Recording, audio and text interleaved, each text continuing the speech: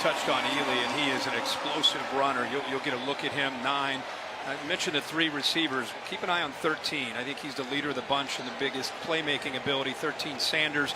And then the leader, C.J. Avery, on the other side. He'll have to do a good job of being able to defend that run led by Ely. And then when they throw, which they will a lot, Diaby's going to have to. He's really improved, gotten faster, quicker. Keep an eye on 6 when it comes to the pass rush.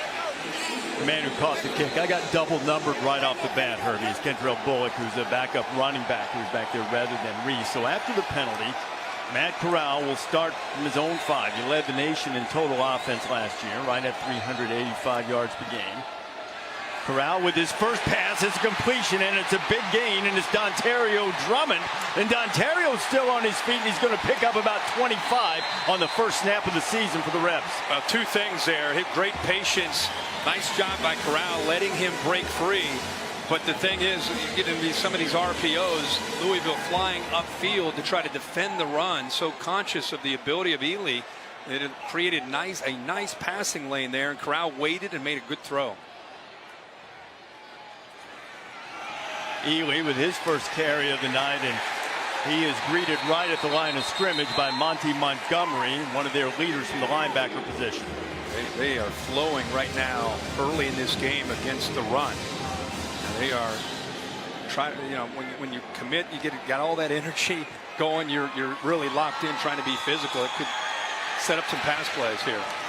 Now Corral was under some heat. Coming after him was Yasir Abdullah, had to get rid of it, and it'll be 3rd and 10. So after the big explosive first play, Brian Brown's defense has settled down a little bit. I think Brian Brown there did a good job of kind of mixing up some looks. He brought both the linebackers and created some confusion and doubt with the offensive line and pass protection. And Corral, who's had some time, this time he just kind of off his back foot had to get rid of it. This game's important to Brian. He's an Ole Miss alum, played football and basketball there. And now he'd like for his Louisville defense to get off the field on 3rd down. A little bit of running room, and it'll be a first down as Ely catches it out of the backfield, and the Rebels get their 3rd down conversion. You're going to see a lot of this from Louisville. Rush 3, drop 8. That's the thing that Ole Miss has worked a lot on in the offseason, because teams did that to them in the second half with some success. And that time, good job of checking it, letting his athlete make a play. Corral right on the money, and he's got a receiver, Shakur Pearson, and Pearson is into Louisville territory, and another big gain for this Ole Miss offense, this time picking up 27. They go so fast we can't give you replays, but I tell you, Corral did a good job with his eyes, looking right and then coming back to the left and finding that crease. Nice seam route.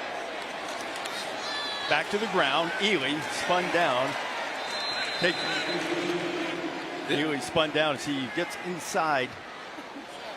Reese, this offense is as fast as anybody in the country. I mean, think of with Jeff Levy, he was on Art Briles' staff going back to Baylor. I mean, it's that kind of pace.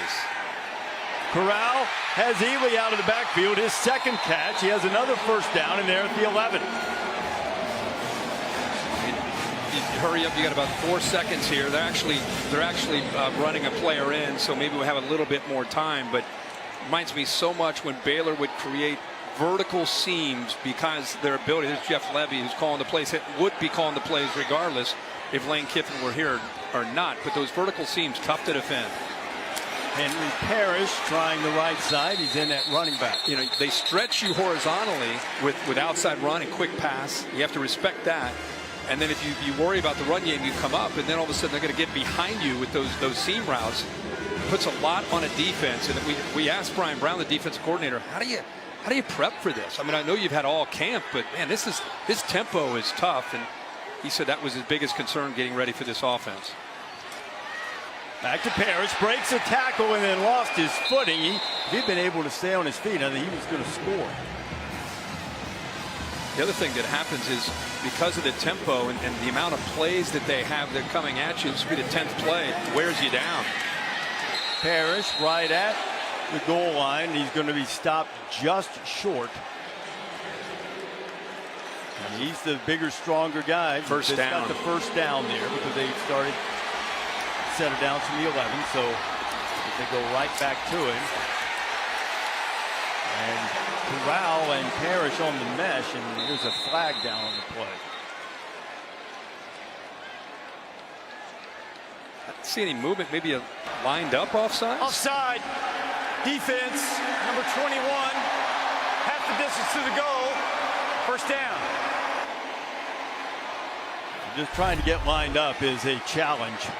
Yeah, at the bottom, you can see his helmet. All the way at the bottom is a corner. So nobody jumped. Just like you said, their heads are spinning right now. Ely comes back into the game, gives Louisville an opportunity to substitute. 93-yard drive in a little under 3 minutes, 10 plays so far. Full house, tight backfield. Ely pushing, and Ely is into the end zone. Touchdown, Ole Miss.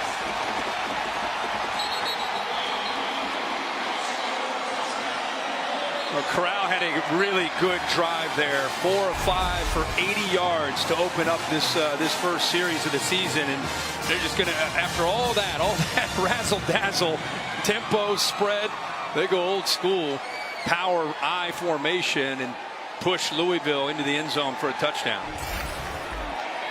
And scored in the red zone. What as explosive as Ole Miss was last year, didn't correlate to being among the nation's elite from the red zone, but just about everything was perfect on that drive until the PAT hit the upright.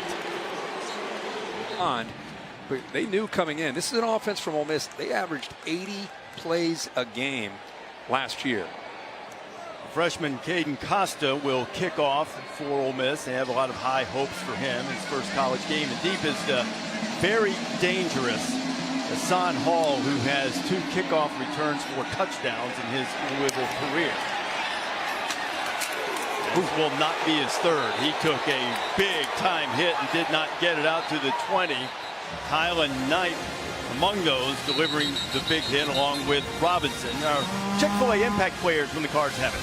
Well, let's see how, again, Malik Cunningham and his offense can respond in the backfield. They lost Javian Hawkins, who's a great running back, and Jalen Mitchell now will lead a crew of backs. Harrell is the coach, the receiver. They've got a good group, but they lost their top 2. They feel Harrell could be the guy. Watch 8.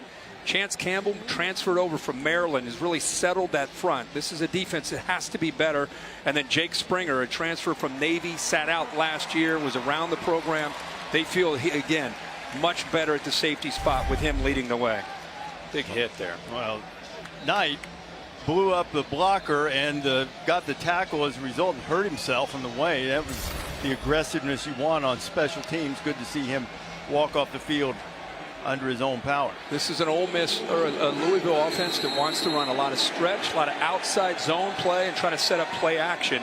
Malik Cunningham can run the option and also play action pass where he's dangerous. Mitchell gets the first carry. He's had a little bit of a foot issue during practice, been able to get back in there early. The men you mentioned, Chance Campbell making the Yeah, boy, I mean, if you're an Ole Miss fan, you didn't see that last year at all. And so, you know, they are obviously dialed in on that run game because it sets up Malik Cunningham, as we just talked about in the passing game. The 15 turnovers is the one area. Everything else is great, but protecting the football has been the emphasis for him this camp. Cunningham going to the edge, being chased. To throw it back toward the middle and threw it at the feet because he was under some serious duress. He was looking for Marshawn Ford, Sam Williams among those chasing. You know, DJ Durkin, who's the defensive coordinator, he talked to us, and Lane said it too, that, you know, we are seeing good signs. We think they're more confident. Second year in the system. We've had some transfers come in. Mentioned Chance Campbell's really helped. Otis Reese from Georgia's helped. Jake Springer. They're moving around with a lot more speed, and we've seen that here in these first couple plays.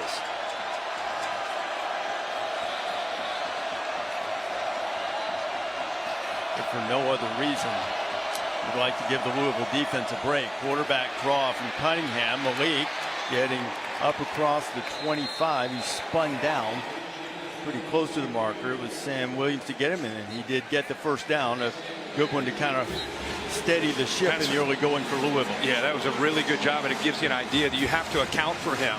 Right now, they only have 3 defensive linemen in the game. You got 2 linebackers. Think about that. 5 guys in the box, and you have 6 defensive backs on the field for this defense right now. 3 of those are safeties. Cunningham keeps it again. The quarterback run being productive as a pickup of 8 for Malik. This is a really good read. They're just feeling this outside pressure. And when it comes down, he's just simply reading the outside man. They commit down. You got to account for that quarterback because he's as dangerous a runner as they have on this team. Nice job of reading that, getting around. He's very natural when it comes to zone read and speed option. Since the start of the 2019 season, no quarterback in the ACC has run for more yards than Cunningham. Right on target, he finds Ford for first down up at the 40-yard line. You know, after watching that first series, if I'm Louisville, a big part of my offense tonight is playing defense on offense. And what I mean by that is taking your time. I mean, they're typically a tempo team, but it wouldn't hurt them to possess the ball, take the air out of the ball, try to keep Corral and that offense on the sideline.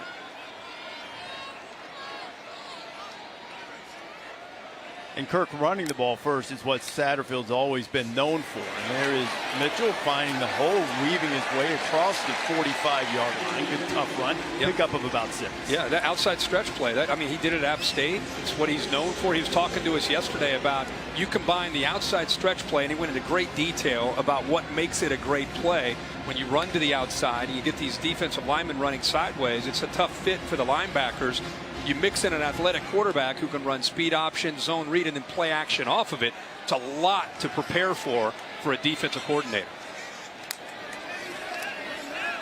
Cunningham now to throw it. Flushed out. He'll pull it down. He'll run. He'll cross the 50 and pick up another first down. I think that's the most dangerous thing that they've got to defend, whether they spy or they've got to squeeze him in the pocket. If everything's covered and he's trying real hard to be patient and work through his progressions, but if he takes off, you better account for him. Well, one of the guys, DJ Durkin in Ole Miss, not all the time, but 3, Otis Reese, the transfer we mentioned, will be spying Cunningham from time to time. Louisville's going to be very patient with this running game. Satterfield talked a little bit about those short games like that when they're a pickup of 3 or so. Those are okay. Yeah. He wants to be patient with the run game, but I think you're patient between plays, like I said. I mean, I think that anybody has their hands full, including Nick Saban in Alabama last year, defending this offense, right? Some teams came up with some answers. We'll talk more about how they tried to do that. But based on what we saw in that first drive, this is a very methodical, smart drive so far from the Cards. Speed guy, Hassan Hall. He slips through a couple of tackles. He takes a big hit and stays up. That was Tyler Knight again, who ran down on the kickoff, and he is setting his hair on fire and causing wrecks. Ford's got bad intentions tonight, doesn't he? 4 and blue. Watch how quick he comes up. He has not slowed down. He's running right through him. A good gain to give him a chance here at 3rd and short, but boy, that is a physical defensive back for Ole Miss. They're tired, by the way, of hearing about Ole Miss got a chance, but their defense isn't very good. They've been hearing all of that. It's provided a lot of energy throughout camp. Well, they're fired up at the top. Look at those coaches trying to make sure everyone's on the same page. QB run, dangerous. It's the give. Little bit of a surge, maybe enough to get the first down. Sam Williams, the guy that they're really excited about as a pass rusher, playing good run defense that time. Boy, the nose guard does a really good job, kind of this 2-gap, just to kind of disrupt it. Watch how he does a good job of getting low, getting his hands on the center. Then he's just kind of working to try to keep that center off the backers and let them come downhill and make a play. Really good play there. He doesn't have great size, but he's got quickness, and that time, using his burst at the line of scrimmage, allowed him to kind of get in the backfield and disrupt the timing of that play. It's 4th down. With that initial surge, I thought he was going to be able to get the first down, but there's a little movement up front, and Ole Miss able to stop it quickly. See a right guard checked out of the game there. You got a new right guard, Hudson, in the game here on 4th and short.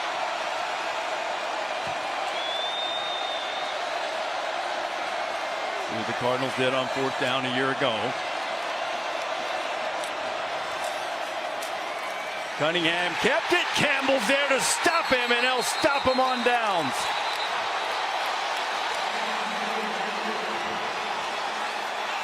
Well, that is, they keep talking about the job that he's done at camp, just kind of settling everybody down. Here's the quarterback's read that indicates to keep it. But here is Campbell on the outside, who's got the quarterback. Good call by DJ Durkin. Eliminate the runner by coming downhill, and then you have Campbell, the linebacker, right there to account for the quarterback, Cunningham, and keep him short of the first down. 15 or 10 in honor of the uniform numbers of two great quarterbacks, and the guy who's going to rewrite and already has rewritten a lot of Ole Miss records is going right back to work. Corral has the pass batted down. It'll be 2nd and 10. Well, that was a great play that time by the veteran, the leader, kind of captain of that defense, C.J. Avery. Man, run pass option tough against this offense, because do you fill and make a tackle and then be out of place for the play action throw behind you, or do you sit back and give up the run? That time he kind of played a cat and mouse game with Corral.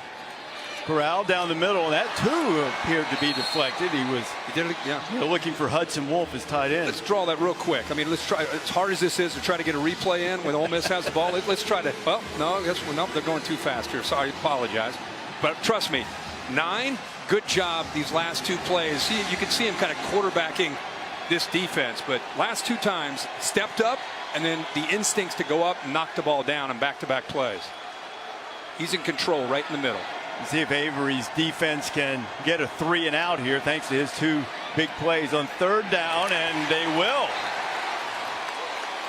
Good defense from Louisville again that time. Yeah, rushing 3, dropping or putting 5 underneath on 3rd down there in 10.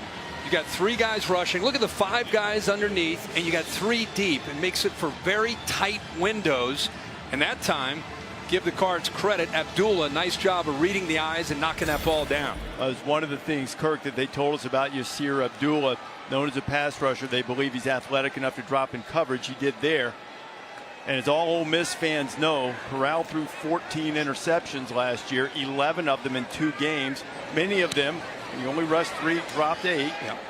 Patience was going to be tested as Braden Smith makes the fair catch, so the Louisville defense gets a stop, and the Cardinal offense comes back on the field when you come back. I think he's an offensive mind that often, because he just made the move into a bigger conference, maybe people aren't as familiar with, but I think he relies on an offensive line as much as anybody because of the way he loves to run the football, and this is the best offensive line that he has had. He's had some individual players, but he's got 8 guys this year that can play, and tonight they're going to have to lean on them to win that line of scrimmage.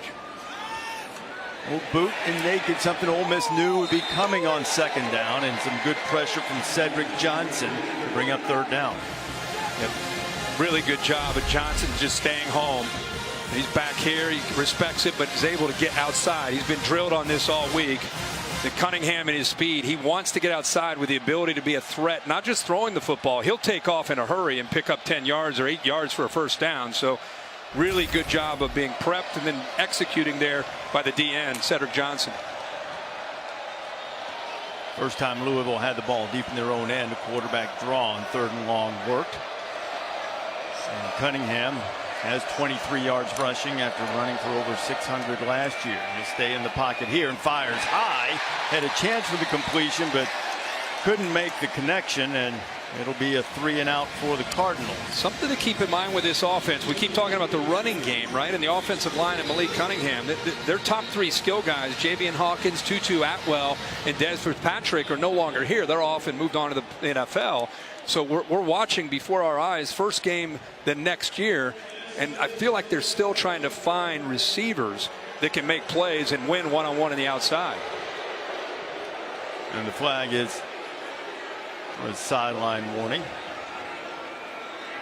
And Lane's not here, so don't blame him. Yeah, don't blame him. I'm told it was against Louisville. Easy social media. First time it's not a problem. Louisville was last in the ACC in punting last year, so they did what all teams struggling with punting do. They go to pro kick in Australia, and they found their guy. He's about to punt it away. First time he's kicked in American football in a game. It's Mark Bassett, a 24-year-old freshman from Melbourne. And Sanders will come up and make the fair catch. Braylon Sanders, the receiver, and Ole Miss will have it back at their own 36-yard line. And there is a flag down back. During the kick, holding receiving team, number 26, 10-yard penalty from the end of the kick, first down. So Ole Miss will back up a little bit. Here's what we've got in store. Saturday, 4:30 Eastern Time. Note the kick time start. Iowa and Iowa State for the Cyhawk. We'll be there for that. Yeah. College game day in the game. College game day in the morning. I got a feeling they may already be camped out there in Ames, ready for game day. And wasn't Natty Light ready? right. So we'll look forward. You and I will call that game in the afternoon, and then we got the Big House with Washington come fresh off a disappointing loss to Montana. You know they're going to be in a bad mood. Michigan looked really good in their opener. So Saturday night, ABC, two big brands going head-to-head. Unfortunate for the Wolverines to lose their fine receiver Ronnie Bell to an injury for the season. Yeah. Here's Ely getting across the 30 before he's driven out of bounds at about the 35-yard line. Kendrick Duncan, the transfer from Georgia Southern that they're very high on as a safety, there to make the stop after the 9-yard pickup.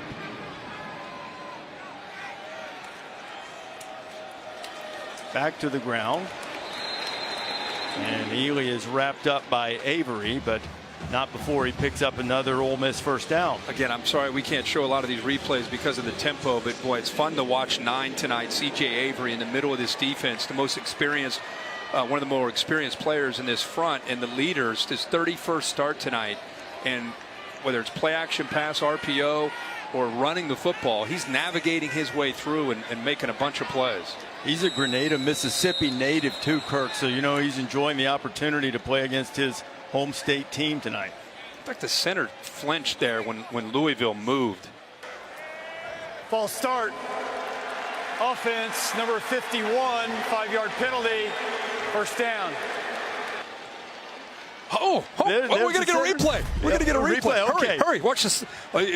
Well, the center, right before he snapped it, when Louisville moved, he flinched, I promise, and it's 5 yards. I've got a story on the center too. We'll see if we get a chance to get to it. Luck. This board up here with all these stories, I don't know why we did that. It's complete, and it's another catch from Dontario Drummond. And Drummond's trying to stay on his feet. Gets a block, and Dontario Drummond with his second explosive play of the night. He had a 100-yard receiving game in the bowl game against Indiana, 34 on that one. Monty Montgomery comes up, and that's the read. Tells Corral to get the ball out. And this is, again, these three receivers. Drummond can do things after the catch because of his size. He's 220 pounds. But again, Corral putting a lot of heat on these backers with that RPO game. In the slot, the former quarterback John Rice Plumlee's into the game, but Corral goes the other way. And the contact was way too early for Chandler Jones, the cornerback, who was trying to defend Jonathan Mingo.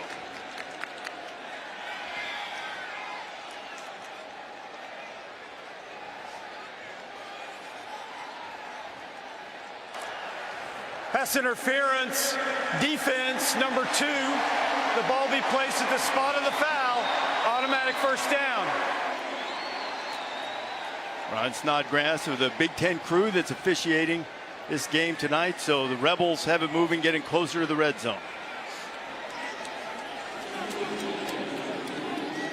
Ely is checked out. Henry Parrish in the game at running back. Might see a little bit of Snoop Connor tonight as well.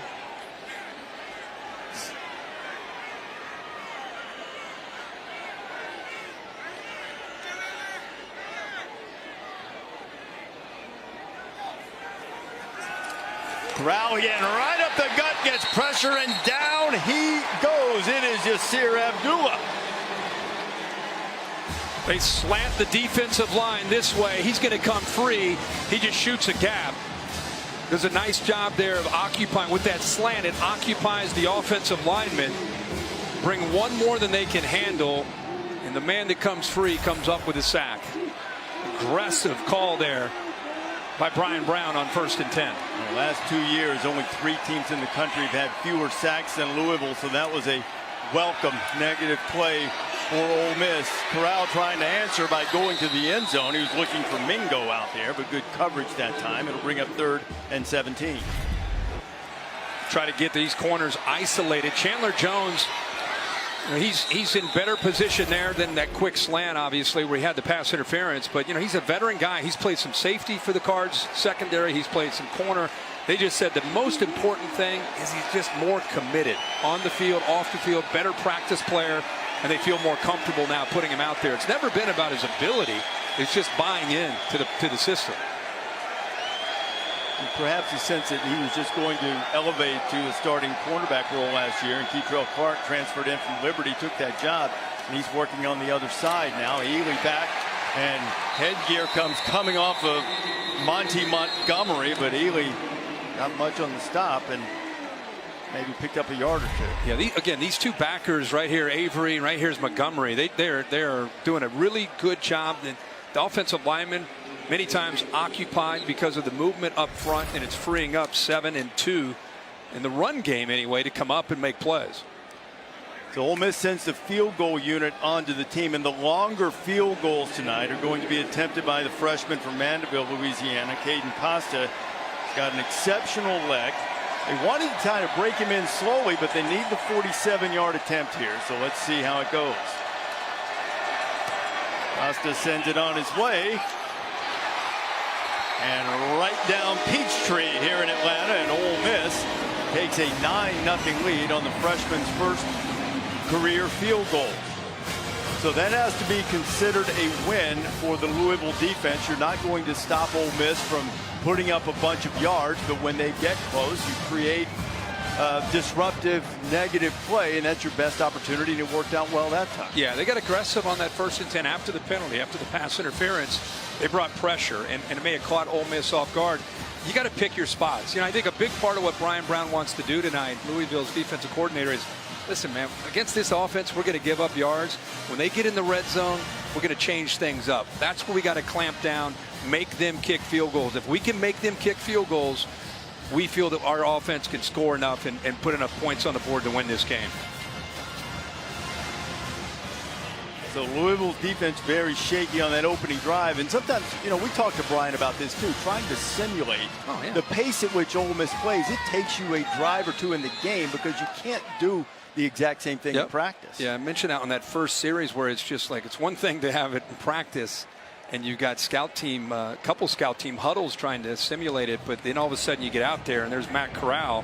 It's different speed, different kind of execution. But you're right, they've settled in the last 2 series. And the 3 and out, forced a missed field goal. Hassan Hall, who took a big hit last time, takes another pretty sizable hit, and he'll be stopped short of the 20 as we check in with Molly. Yeah, guys, Ole Miss defensive back Otis Reese only played in 3 games last year, but he's already showing leadership on the sidelines. He was drawing up plays on a whiteboard for his secondary, telling his teammates, we need to communicate better. And Reese told me he heard all of the criticism of their defense last year, and he's wanting to turn things around. And he's shown his leadership here today, too, guys. Molly, their defense played better when Otis got his eligibility. He transferred from Georgia. He played 25 games for the Bulldogs. He's from Leesburg, so back in his home state tonight, wanting to have a good showing for the Rebels.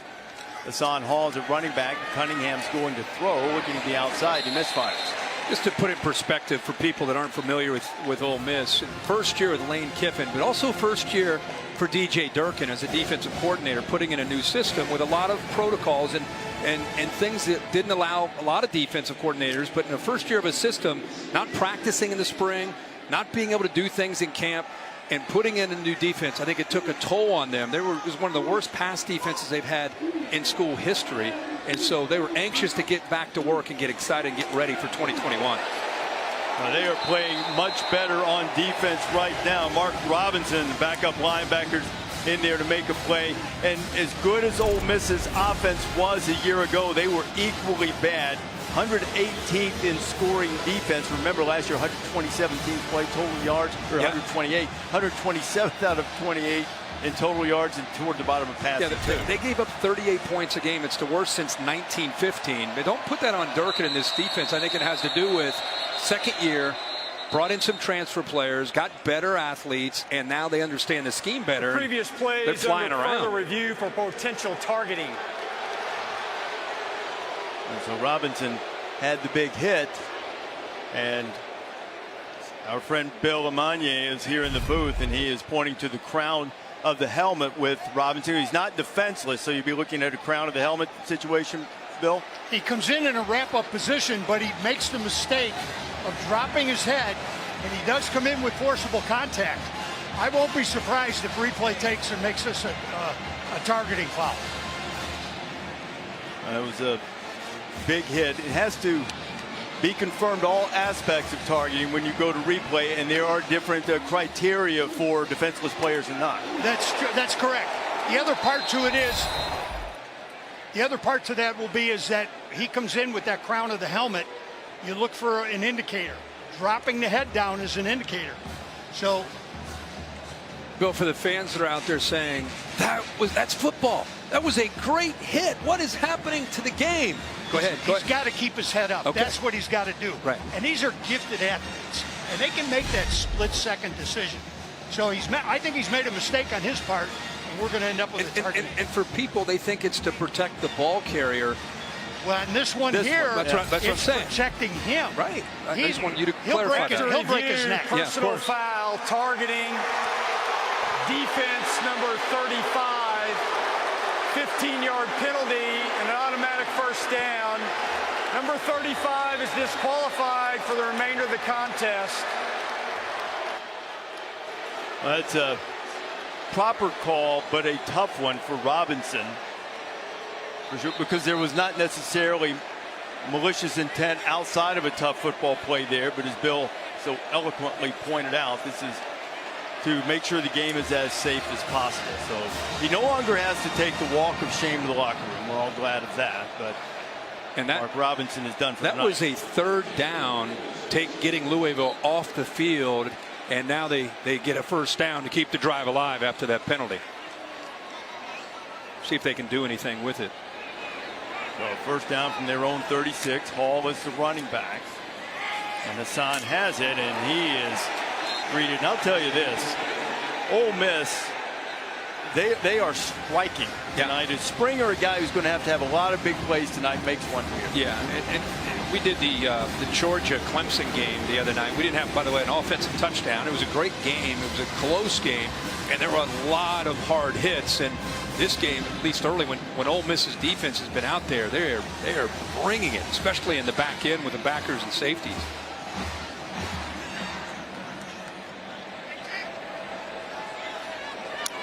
Cunningham needs 8. A little pressure coming from the outside, and Hall is hit immediately. And Quentin Bivens in there from his nose guard spot. He's been really active. You know, I mean, we keep talking about maybe some of these backers and what they're doing, but at his nose guard spot, watch how he's working through. A lot of times these guys just are eating up space, but not Bivens. Look at him. He's bouncing off with linemen, getting into that backfield. 94 is off to a great start tonight. Malik Cunningham has hit only one of his first 5 passes, and now flag flies. False start. Yep. False start. Offense number 61. 5-yard penalty. Third down. And Brian Hudson, former Virginia Tech Hokie, is called for getting a little anxious, so that'll be 3rd and long now. 3rd and 11 needed for Cunningham. Well, I was about to say he's only completed one of his first 5 passes for 5 yards. But the clock is starting to roll, so Malik will have an opportunity to talk over what they'll do to start the first quarter. In the Lane Kiffin era, they also had a shutout quarter, just 6 shutout quarters. And a couple of them came against Vanderbilt this year. So that's as well as Ole Miss has played in defense in quite a while. Cunningham, who hasn't really gotten it going passing yet, converted 1 third down with his legs, but this time he's going to be stopped short. I was going to say first quarter, a long way to go tonight, but if you're Lane Kiffin sitting at home and watching this and, you know, anxious, got to be pretty happy with all the adjustments, all the effort that they put into this defense in the offseason to make them better, become a complete team. 1 quarter in, the quarterback you're facing is 1 of 5, and they're holding up very well. And Kirk, as you watched, I hope he can walk it off. Malik Cunningham was hobbling just a bit as he went to the sideline, the Louisville quarterback. And Bassett is on to punt it away for Louisville.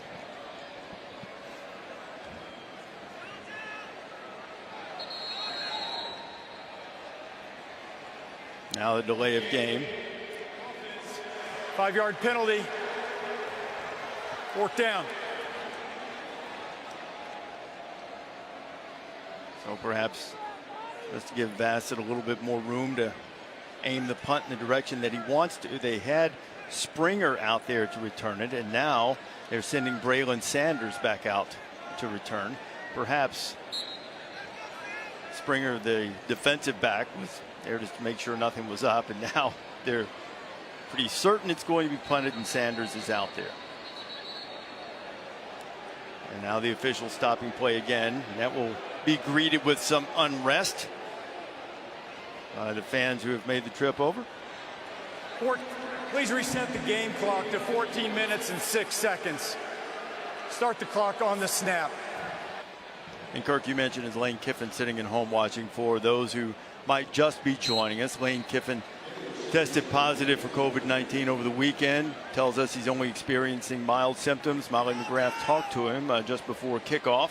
So he is staying home. His team 100% vaccinated, so no players missing the game tonight as a result of contact tracing or anything of that nature. Gonna let the punt roll. Sanders couldn't get up to make the catch, and Louisville will down it inside the 10-yard line. One of the things that Louisville has had to try to defend, especially these backers and these RPOs, and puts a lot of stress on them because you're forced to either step up and defend the run, and if you don't, you can open up some running lanes, and if you come up, then you got to deal with these. You know, these great throws. Corral has such command of this offense, such a feel. Look at his head, up where it needs to be, finds those little creases and seams, and gets the ball in a hurry to a very talented group of receivers. Now, Coach Brown has done a good job of kind of settling in, making some adjustments. The way that opened up in the first series, it looked like Ole Miss may score on every possession, but they have made some changes. Now they're down 9-0, and they have Ole Miss pinned back here. Snoop Connor into the game for Ole Miss. Connor running across the 15 and running through tacklers before Kendrick Duncan finally gets him on the ground. But what a good block there. Nice job by Caleb Warren getting up to the backer and open that up. And see now, like you said, a third back in that backfield. Good depth at receiver, good depth at running back for Ole Miss.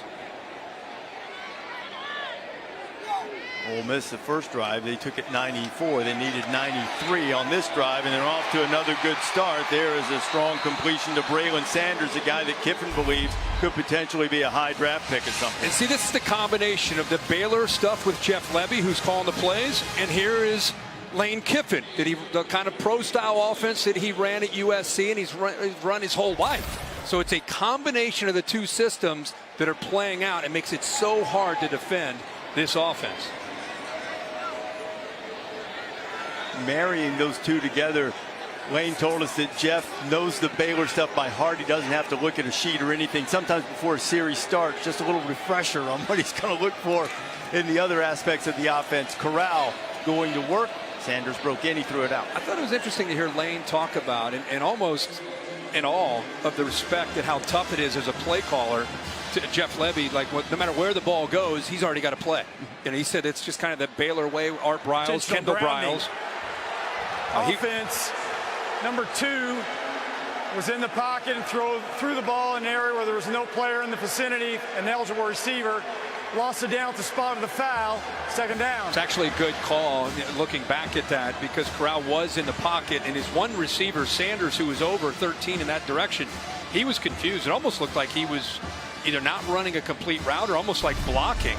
You can see him up at the top. Watch how he just kind of, he's the one receiver that's over there, and he's just kind of not running a route. I think that was the indicator for the official to see it and throw the flag. I'm not a fan of that call. I have to get Bill on there. I think it was a miscommunication. You know, in the era that I officiated in, you gave the receiver, the quarterback, the benefit of the doubt on a turn inside versus a throw outside. They're telling the officials these days, don't try and read minds.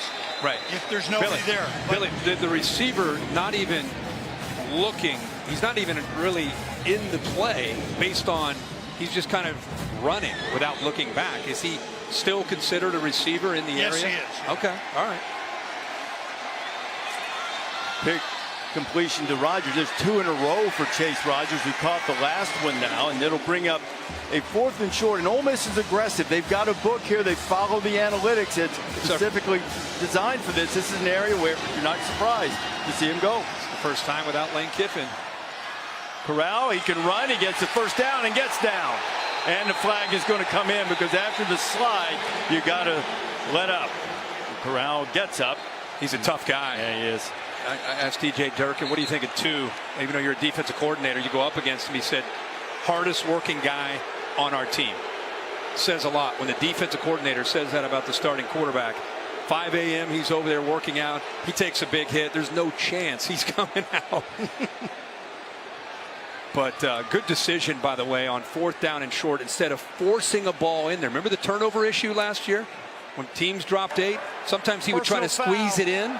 Targeting. Oh, yeah, that's a good call. Defense, number 38. The play will be under further review. That was Jack Fagot that they got for the targeting. Yeah.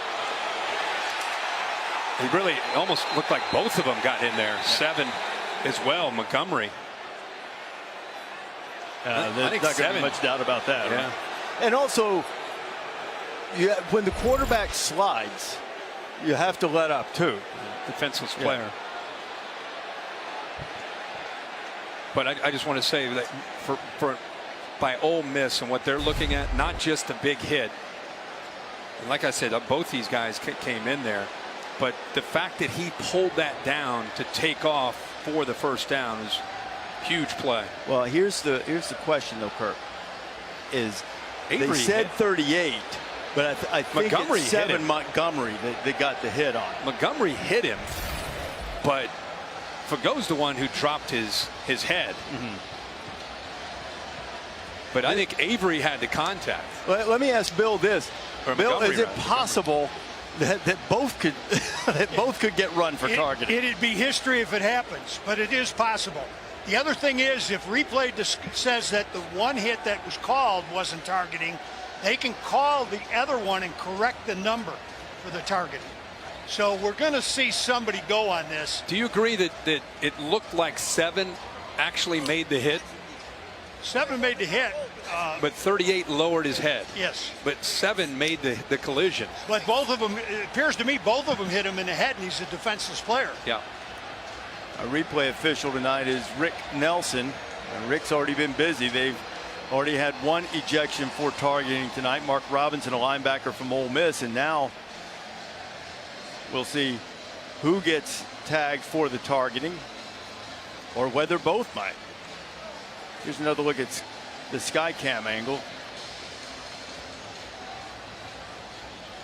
And Bill, just in terms of once the slide starts and any contact whatsoever, I mean, I know we're dealing with the targeting here, but what's the rule and what's the coaching point for defensive players once a quarterback starts to slide? Once they start to slide, if you're not already committed for the hit, you have to already be in that motion for the hit. After review, personal foul, targeting defense number 7. 15-yard penalty from the end of the run. Automatic first down, and number 7 is disqualified for the remainder of the contest. Avery's the leader, 9. Montgomery is kind of the emotional, passionate linebacker that this team feeds off of. He's led the team in sacks the last couple of years. He's a very vocal, animated guy. That is a significant loss for the Louisville defense. Looks like OKK 11 will go in for him. Nick OKK is a redshirt junior from Smyrna, Tennessee. He'll have a lot on him now. Luke Altmaier's in at quarterback now as Snoop Connor is knocked down by Luke Altmaier, the freshman from Starkville, stepping in, and Corral's back out there now. How about Jeff Levy as a play caller? He goes right at OKK just to see how he's playing and how he's going to try to defend the run coming at him. Give to Snoop Connor. Connor makes a man miss and gets down to the 5. Again, OKK again. Second play, Levy goes into the middle again to that defense. And the man that you mentioned missed was 11. So fresh into the game, 2 plays, and all of a sudden you got to adjust to this tempo and the speed of these backs. Corral pulls it. Matt going for the end zone. Touchdown, Matt Corral.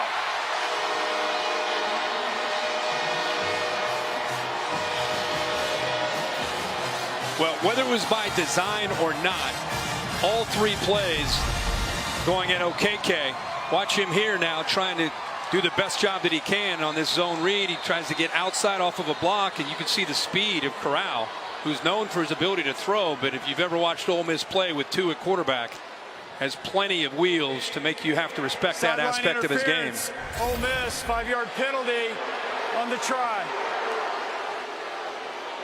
Well, Ole Miss has the offense out there after missing the initial extra point. And let's see if this changes the thinking at all, and it appears that it will, rather than go for 2 to try to get that missed point back. If you didn't know, what kind of coach do you think he would be? It's almost like he has to be a special teams coordinator, strength coach or special teams. Yeah, that's the look. Yeah, that's the look. You got to have that look. That is. That is. I don't know if you go study that somewhere as a GA and then you just advance to becoming a special teams, but that's the look right there. That's it. That's it. That's the movements, the eyes. Da, da, da, da. I mean, look at it. Hey, Coleman Hutzler, who is communicating the decisions of the coordinators. Lane Kiffin chose not to name. I joined them in one of their rehearsals. I have not. It's going to be a lot of fun. Poor E. I mean, you got Peyton in there throwing jabs. You got to have your head on a swivel with Peyton. Hassan Hall. Hassan Hall, dangerous kickoff return man, as I've mentioned a couple of times tonight. But Ole Miss has done an excellent job covering kicks, though. That's the best return of the night for Hall, getting across the 30. So Malik Cunningham back on to the field. He's only hit 1 of his first 5 passes. He is their leading rusher with 33 yards on 5 carries. They haven't been able to get much else going on this offense so far. The freshman Travion Cooley is now in at running back. And Reese, like we talked about with this offense, it's all built around their running game and making the defense respect and fear the running game to set up their play action. Replay official has stopped the game for potential targeting on the last play. Wow, another one. My goodness. We'll get her face mask up, gentlemen. That is the issue, because I know it frustrates fans sometimes when the game is slowed down, but both of the calls have been proper ones so far.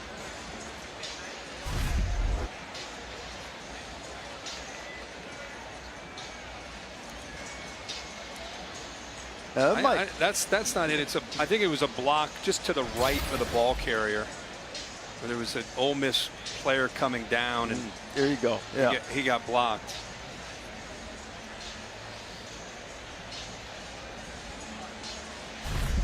So let's take another look here. Here's the block. It's that one right there. Yeah, that's what they're looking at.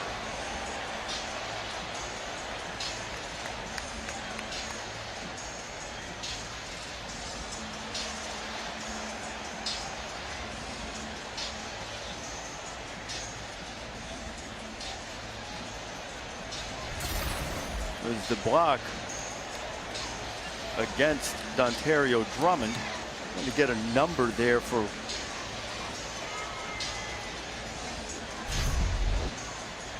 Drummond was the one actually double number again. I think it was Keys who took the hit. Yeah. And the one delivering it. It looked like Tavius Peterson, 29.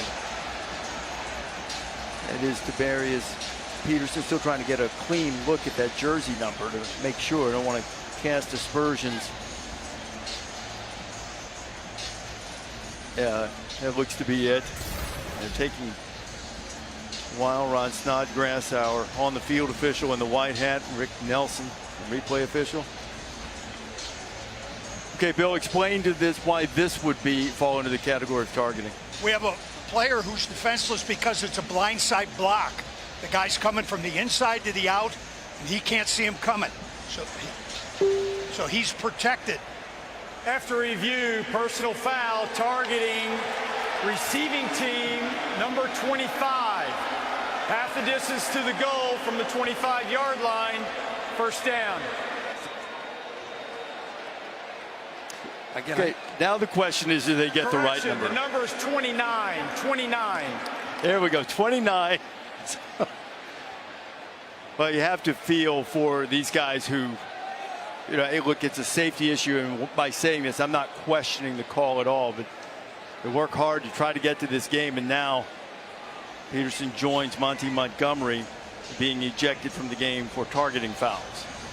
And it pushes them back inside the 15-yard line, and for an offense, it's still trying to kind of find a rhythm. So it'll be first down from the 13. There's the freshman Cooley. He's got home run hitting ability, but Ole Miss is all over the place. So there is a flag in the backfield. DeAndre Prince, Chance Campbell on the stop.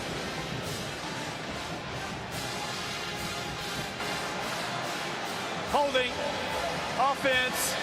Number 83. Half the distance to the goal. First down. That's the tight end, Marshawn Ford. Yeah, they call the holding here, but I cannot take my eyes off of the middle linebacker, 44, Chance Campbell. We did not see this all year last year from Ole Miss. They're actually holding him. They're holding him. The Maryland transfer has made such a difference to this front seven. The coaches talked all week to us about wait till you see 44.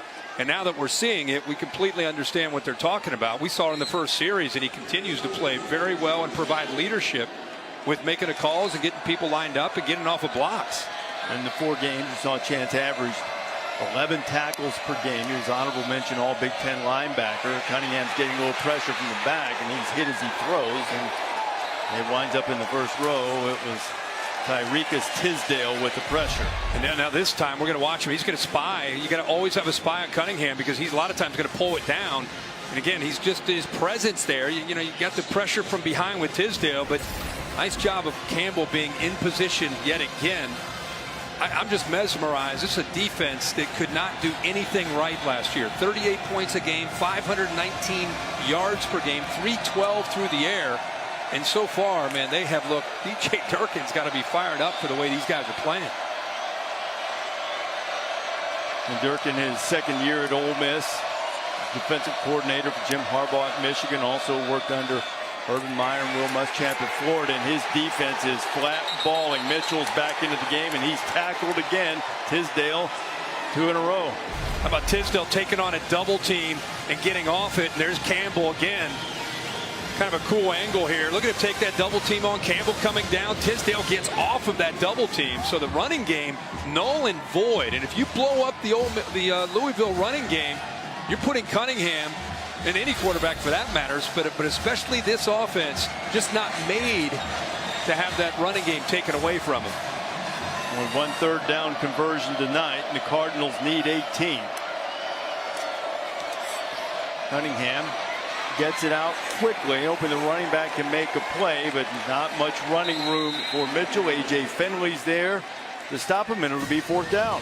One of the things they've tinkered with this year for Ole Miss's defense is DJ Durkin worked with John Haycock at Iowa State. And if you're a college football fan, you should be listening to the name John Haycock, Iowa State defensive coordinator. There are a ton of coaches over the last 4 years that have gone to Ames, studied his package where they have 3 down linemen, 2 backers, 6 defensive backs to get more speed on the field, and it gives you more versatility. And that's something that Ole Miss is definitely mixing into their package, not just tonight, but I think you'll see that all year. Bassett to punt it away. Braylon Sanders calling for the fair catch, and he makes it. And his feet right at his own 44, going to the edge. Short pickup on 1st down. There are all the cards. There's Dwight from the office. Yeah, you can see all the different signals and how quickly they get things signaled in. Right now you got 2 running backs from Ole Miss in the lineup together. Nice little wrinkle here with Parrish and Ely. 25 that time. They kind of have him lined up there at a slot.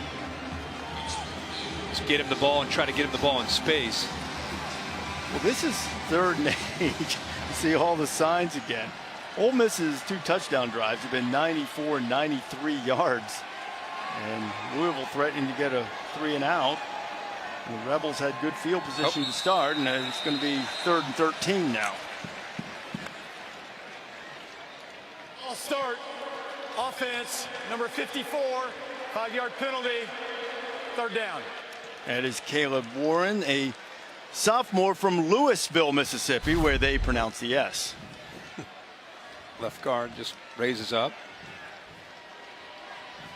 Tried to freeze. No, maybe they didn't see me. Right. Parrish still in the game. See if Corral can convert on third down.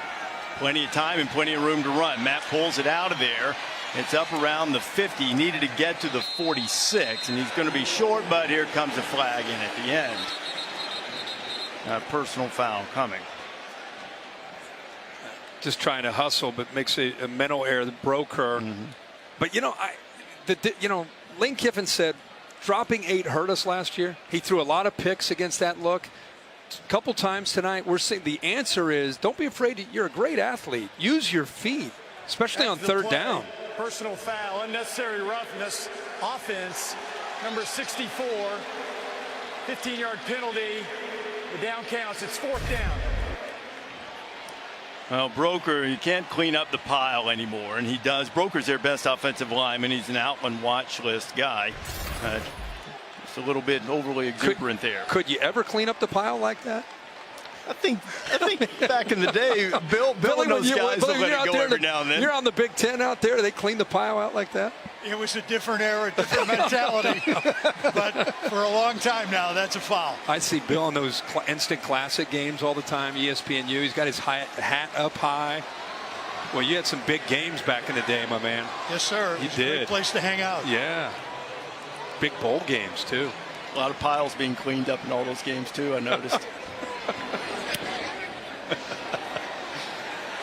He was very strict. A much needed stop for the Louisville defense. As Braden Smith fielded the punt to keep it from rolling anymore, but didn't have anywhere to go. Ravens and Raiders start our Monday Night Football season, 8 o'clock Eastern Time. ABC, ESPN, ESPN2, Plus and Deportes. We've mentioned Eli and Peyton Manning in the alternate broadcast on ESPN2. That all gets cranked up. What'll be a terrific weekend on the variety of platforms. Do you have an NFL team you like? You kind of like watching the guys in college go to the NFL and play? That's where I am now. Yeah. When I was a kid, I was a diehard New Orleans Saints fan because Archie Manning was my favorite player, which will now endear me to the Ole Miss people, I'm sure. Yeah, of course. Long suffering back then, too. Into traffic, and it's intercepted. That was ill-advised as Deontay Prince has the pick. And Deontay Prince is a terrific story. There is a flag back in the backfield. I think it's a holding call on Louisville on Brown, 56. So this play will hold up, but a late throw over the middle and an easy interception that time for Prince. Holding. Offense, number 56. The penalties decline. The results of the play, 1st down, Ole Miss. Real quick, I think what he saw is Prince is up tight, and then he drops back. And I don't think he expected him to drop back as far as he did. He gets in that throwing lane. Anytime you're laid over the middle like that, that is a no-no, and it sets it up easy for a safety with his eyes on the football. Again, I keep going back to it. This is the same Ole Miss defense that couldn't do anything right against the pass, playing very well tonight. Well, as Corral brings his offense out here, we'll tell you a story about the man who is responsible for that turnover in just a second. Great field position. See if Corral tries to strike quickly. He's got Mingo on the outside, and Mingo's inside the 10. He's driving toward the pylon, and they'll mark him out of bounds just short. Kendrick Duncan kept him from scoring a touchdown. Reese, look how inside the corner is right here. He completely loses his eyes on Drummond, who's a big, thick receiver at 220 pounds, but that inside leverage, Mingo's able to get outside and show some pretty good speed for a big man down the sideline, but the corner out of position there. And properly marked by the official. You saw his foot go out of bounds. Terrific shot from our pylon cam.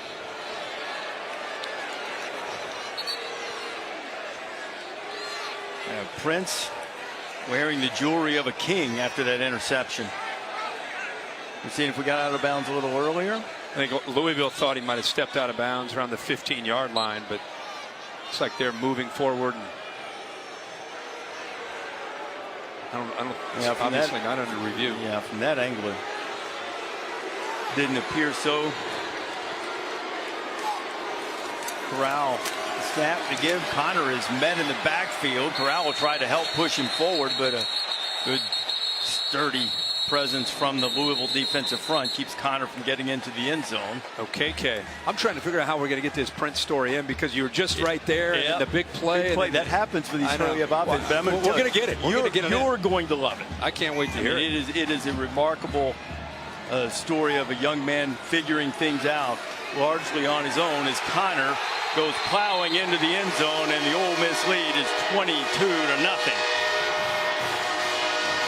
I think Scott Satterfield knew, even on a good night for his defense, that his own offense was going to have to. Louisville desperately needs to get something going on offense, or a long kick return from Hall would help. Powder Blues feeling it across the way, and why not? An impressive performance, not only on offense, but defense especially. And good coverage on the kickoff team once again.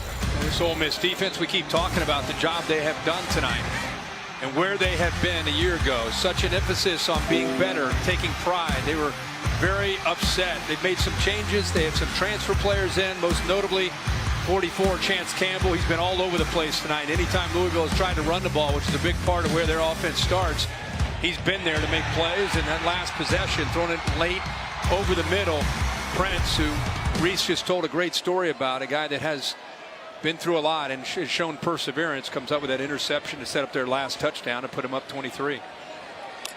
Now the talented Malik Cunningham needs something to go his way. He had to get rid of it in a hurry. He overshoots Ford. Campbell was the guy applying the pressure. Campbell came right up the middle. Look at the difference. Yeah. My goodness. 519 yards a game. The passing yards, like I said, that's the worst they have done since 1915. And tonight, because Louisville cannot run the ball, they're getting into obvious passing situations, which is exactly what DJ Durkin wanted. You get this offense with this, still trying to find receivers and a quarterback that's not comfortable with being behind. That's a problem. Look at the running game, though. There's nowhere to go. Nowhere to go and nowhere to hide. Tyrekus Tisdale's had a really strong first half. Yeah, I mean, you're trying to run that stretch play, but backside he tries to cut it back because the play side is taken away. They got upfield, so the only thing he could do is put his foot in the ground, try to cut back, but very gap sound for Durkin. And that time it was 0. Henry stepped up, the senior. Lakia Henry led the team in tackles a year ago. Coming back for his senior year from Vidalia, Georgia, in his home state. This time Cunningham has some time and pulls it out to take a run, and Mateo's going to take a big shot again. It's Lakia Henry over there. A little help from Otis Reese.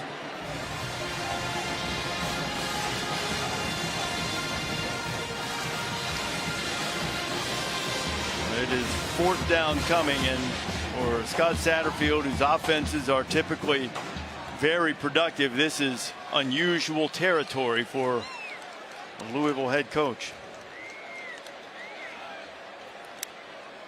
The Australian Mark Bassett has been busy tonight. Roll one for 53, and now clock will be stopped. Replay official has stopped the game for potential targeting on the tackle. We have already had 3 players ejected tonight. 2 from Louisville, 1 from Ole Miss. Now let's have a look here. And that is Lakia Henry. Bill Amanye.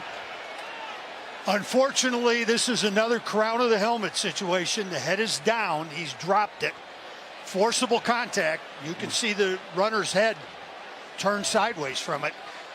We're going to have another targeting call. Billy, don't you feel that this rule 5-7 years ago, whenever it really started to be emphasized, it just seems to me that the coaches have done a pretty good job overall of working in spring and in camp across the country of getting the heads up and making tackles the right way. You know, when it first came in, I thought it was more defenseless player type hits to the head neck area. But it seems of late last year, this year, we're seeing more crown of the helmet hits. So there's got to be some work done in terms of getting that head up and coming in, looking at your tackle, not dropping it down. After review, personal foul, targeting defense number 0, 15-yard penalty from the end of the run. Automatic first down. Number 0 is disqualified for the remainder of the contest. So Mark Robinson already out, and now Henry out as well. And this is, I think James Skalski had a hit like this against Justin Fields on a big stage, and it's the same kind of hit. Don't get upset with the officials. I mean, you could say they're slowing the game down. Well, this is football. Let them hit. These are the rules. These are the rules. So you have to, if you want to change the rule, that's fine. But if it's a rule, the official's job is to follow those rules and enforce those throughout a game. And Ashanti Sistrunk, also from Louisville, Mississippi, has checked into the game now with 2 linebackers being ejected. And the way Henry reacted is almost as if he realized he just had led with the crown. Jordan Watkins makes the catch, only the 3rd completion of the night for Cunningham. You get kind of a sarcastic clap from some of the Louisville fans as if, hey, positive yards. All right. Kind of right here, right in front of us. Maybe some positive yards. Again, offense that wants to stay on schedule. Not necessarily with the players, but there is some, and has been, and some work has been done in terms of repairing the relationship with Scott Satterfield and a portion of the Louisville fan base as he gets up to the 50. Scott was open about having at least a conversation with South Carolina when that job was open, and that really rankled a number of the Louisville fans. So it smoothed over very quickly if there was even an impact with the players. But fans are a little bit at Louisville as Cunningham pulls it down on 3rd down and pushes forward. It's taken every ounce of effort by Malik Cunningham to get a first down. And he did get the first down. But the fan base, perhaps scarred by the Bob Petrino years, by having both Bob Petrino eras. Charlie Strong left to go to Texas, a little bit sensitive when coaches start looking around. But Satterfield has emphasized that he's committed to Louisville. Players certainly believe that. So that seems to have gone by the wayside after an offseason of a little bit of strife, at least among the fan base. Cunningham chased out of there by Sam Williams, and he tried to turn the corner and couldn't. He'll lose a couple. Rushing 3, spying with 44 that time, Chance Campbell. Everybody else in zone with their eyes on the quarterback, nowhere to go with the ball. And eventually he's just got to pull it down and try to get something out of it. And he ends up losing a yard or 2. Hassan Hall is in for Louisville. Cunningham, backward pass, it can be a double pass, and it is. Cunningham on the receiving end, and a little trickery, and still Ole Miss stays at home, limits it from being a big play. Braden Smith was the one who threw it, and Jalen Jones made the stop. That was a big-time play by 31 because there was a convoy of offensive linemen working down that left sideline with a dynamic ball carrier in the quarterback, Malik Cunningham. And if 31 doesn't somehow get around the block and make that play, there's a good chance that Louisville may have their first touchdown of the night. So a 3rd and 3, Louisville bailed out by a targeting call earlier in this drive. Now just hoping for a standard conversion. Cunningham throws, and that was almost intercepted. Finley had his hands on it and couldn't hold it. He telegraphed this, and Finley did a good job of just reading his eyes. But watch the quarterback, watch his head here, watch him look and kind of stare it down. It allows Finley to jump it, get in front of it. Surprised he didn't come up with that interception. We're inside 3 minutes to play here in the first half. 4th down. Louisville hoping to get something on the board. Needing to pick up this first down in Ole Miss territory and keep Matt Corral from coming back on the field already with a huge lead. Louisville's tried it once on 4th down and 9, got stuffed. Play clock. There will be no targeting during the Sling TV halftime report. Well, keep Joey under wraps there. I wouldn't count on it if Galloway's out there. I've never seen anything like this. 4 targeting ejections in a game, 3 in the second quarter, and all justified. Yeah, 3 in the second quarter, 4 in the game. 4th down here. Cunningham picks up the first down, and he gets it. Louisville really needs to get a touchdown here before halftime. 4th down play. Malik Cunningham doing everything he can to try to keep his team in his football game. Tremendous effort here. Nothing there. There's the pressure. Does a good job right there, because that's the guy who's been giving him a headache all night, Chance Campbell. But he has a stiff arm, then the speed to be able to get just enough for that first down. Nice play by 3. The best drive since Louisville's opening drive was stopped on a 4th down. The 11th play, they've gone 50 yards. Cunningham going to get it out to Braden Smith, who completed a pass on this drive. And Sistrunk needs to be careful not to get an unnecessary roughness there. Let go wisely. Kind of keep waiting to see who's the next playmaker in this offense on the perimeter. Who's the next guy? Tutu Atwell was so good in this offense the last couple years. He's gone. He's in the NFL. Fitzpatrick was outstanding. He's not here. Who's going to be the next guy? Somebody's got to make some plays for this offense out on the edge. Those two had 89 catches, nearly 1,500 yards last year. Hassan Hall, a good run off the left side. It's just inside the 20. And a good double team that time as well by Bentley and Chandler. Finally give them a chance to work together, and watch this. Hall in this outside stretch play. This is it. This is how you run the outside stretch. You just kind of work, find the crease, put your foot in the ground on that 5th step, and then get north and south. It's exactly what he was able to do. 3rd down again for Louisville. 2 of 8 on 3rd down. Converted a 4th down to keep this drive alive. 2 plays ago. Dumping out in the flat. Ole Miss is there. Marshawn Ford had it. They're flying to the football. They're getting off of blocks. It's just, again, defense, which we missed in 2020 because of COVID and some of the restrictions and mandates.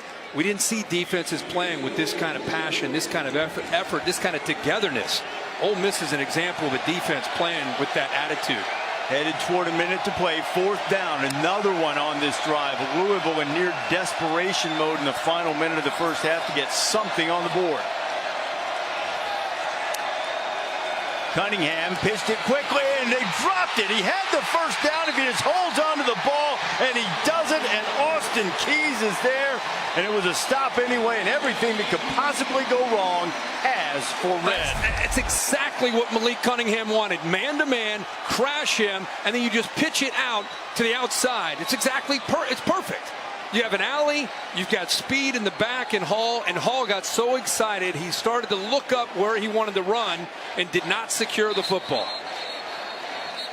Exactly. It could not have been any better for the play call and design against the defense Durkin went with there on 4th down, and they just can't execute. 44 seconds is an eternity. For this offense. They've got 75 yards to go. Let's watch Corral go to work. Second turnover forced in the first half. And now Corral will try to make him pay. And let's see, did Drummond hold on to it? Yeah, he held on to that. No, looked like he has that. How did he get that? That is a great throw over the corner, over top of the corner. And how about the focus? Looks like he has possession. Man, oh man, what a catch. Corral right back to work. He's got room to run into Louisville territory. Not down at the 45. Ole Miss has all their timeouts. All 3 timeouts. Boy, oh boy. That is a big time catch. Every fingertip that he had holding on to that right football. On the nose too, and it didn't move. How about the throw? He went right over top of the corner, Clark, and got that in there. There's not a throw that he can't make. The talent has never been in question. It's been on display, Molly. Guys, Matt Corral has been the emotional leader on the sideline without his head coach Lane Kiffin here. He went up to his offensive line. He said, keep pushing the ball down their throats. Keep doing your job. He then went straight to his wide receivers and said, if we keep pushing the ball and keep up the tempo, your shots will come. I promise you. So he's showing a lot of maturity and a lot of leadership without Lane Kiffin here. You know, Molly, what I love is what we're seeing right now. is the maturity, and then every drive our cameras have been watching him, we go to break, and I think this is just a leadership in him. He's talking to his offensive line constantly. And, you know, I think with the experience, the good and the bad experience that he had a year ago, I think these players look at him essentially like a coach, you know, because of the work that he puts in and the experience that he has and the command of this offense. Led the nation in total offense a year ago. But that growth that Molly was talking about and Kirk was talking about with maturity, that's been the one thing. And he is displaying that in abundance in the first half. Completes it out to Parrish, picks up the first down, and got out of bounds as well. Still 2 timeouts, gets out of bounds. And feels like Louisville's just holding on here, right? Just holding on, trying not to let one of those seam routes hit him. Vertical seam. Corral wants that seam, but wisely dumps it down. Forward pass, whistle goes incomplete. 16 seconds to go in the half. It's actually a good thing there. Drop the ball and kill the clock. For the first time I can remember, John Rice Plumlee, the former quarterback, 10, is on the right slot. He's moved to receiver now, permanently moved in the bowl game last year. What a great athlete, plays on the baseball team. He had 6 catches for 79 yards in the bowl game, and right on cue, John Rice has his first catch tonight, his first touch. Clock now down to 10. Second timeout going to be used. So you got 10 seconds here, probably time for a shot to the end zone if they want it. They're on the 27, and there's still an opportunity to kick a field goal and add a little bit more to this dominant first half. And the 2 long drives you expect. The defense, I was willing to accept that it would be improved, but this has been really impressive against a talented offensive team. And that's the thing. I think Louisville has a chance to have a pretty good offense this year, and a quarterback that can make plays with his feet and with his arm, and they've not been able to do that. And I think you're right. I think it's DJ Durkin, the new defensive package where they're playing with 3 down line, 2 backers, and 6 defensive backs. That Iowa State John Haycock approach that a lot of defenses are implementing. Lane Kiffin told me today, he goes, I'm trying to suggest to Coach Durkin to putting in defenses that give me a hard time, and that's a big part of the reason they went to that look. They've held Louisville under 3 yards a play, averaging better than 7.5 themselves. Corral gets it complete. Drummond needs to head for the boundary, and he does, and clock stops with 4 seconds. This offense does such a good job. I mean, you know it's coming, and yet they create one-on-one opportunities, and there's so much space with these receivers stretched sideline to sideline. They know how to create matchups that are favorable to them, and these guys have so much space to work in. And you clear out the corner, then you put the inside receiver back outside there. Now 2 has about a 5 to 7 yard cushion, and you know it's really a tough offense to defend. Corral's hit 13 of 20 in the first half, 252 yards. Touchdowns have come on the ground. No touchdown passes yet. And now Ole Miss is going to send out the field goal unit and try to put the finishing touches on what has been a complete first half for the Rebels. The freshman Caden Costa, who made his first collegiate field goal from 47 yards out. A much shorter attempt this time. They wouldn't try anything crazy here, would they? Just up 23, just easy field goal, take the points. I think so. A 22-yard attempt, and freshman a little confidence. A little more after he hit the 47-yarder. Has 10 players out there.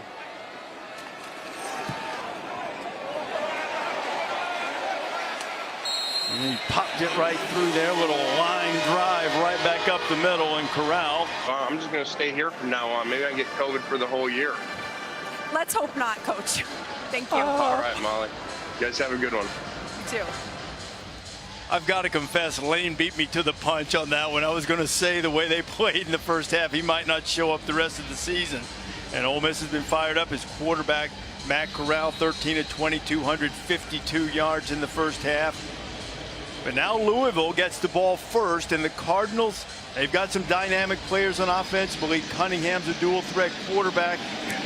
You try to get something started and get back in this game. Hassan Hall on the return. All across the 20 to the 30. Hall's heading toward midfield, and he is run out of bounds. I told you earlier, he's taken a couple to the house in his career, and he gives Louisville and Cunningham great starting field position here in the second half, Kirk. Well, they needed good field position. We were talking at the break, you know, 4-possession game. You got to go some tempo yourself. They've been very methodical because they want to try to keep the ball away from Corral. That may have to change, obviously, if they are able to see what they can do with this first possession. But they've got to try to mix up. They've got to get the run game going. The problem is, you know, you need to throw, but this offense is not built to get behind by 26 and work their way back. So it's still going to be a combination of running to try to get the throw game going. 59-yard kickoff return. Cunningham starts at the Ole Miss 41, completes a pass, had a tough first half, throwing only 17 yards in the first half, but got it to Marshawn Ford. Yeah, and Ford is a player that I know that Scott Satterfield had mentioned to Molly McGrath. He needs to step up in the very first play. He gets an opportunity against zone. He sits down in a soft spot and makes a nice play.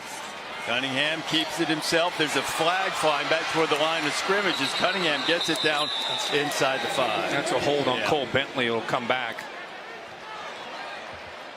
You know, Lane said to Molly he's happy with the number 66, 10-yard penalty, first down.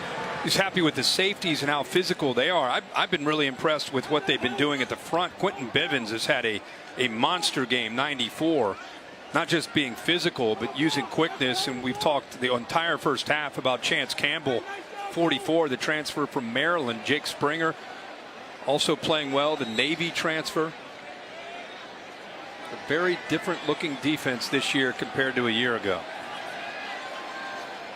And the numbers that Ole Miss put up in the first half on defense.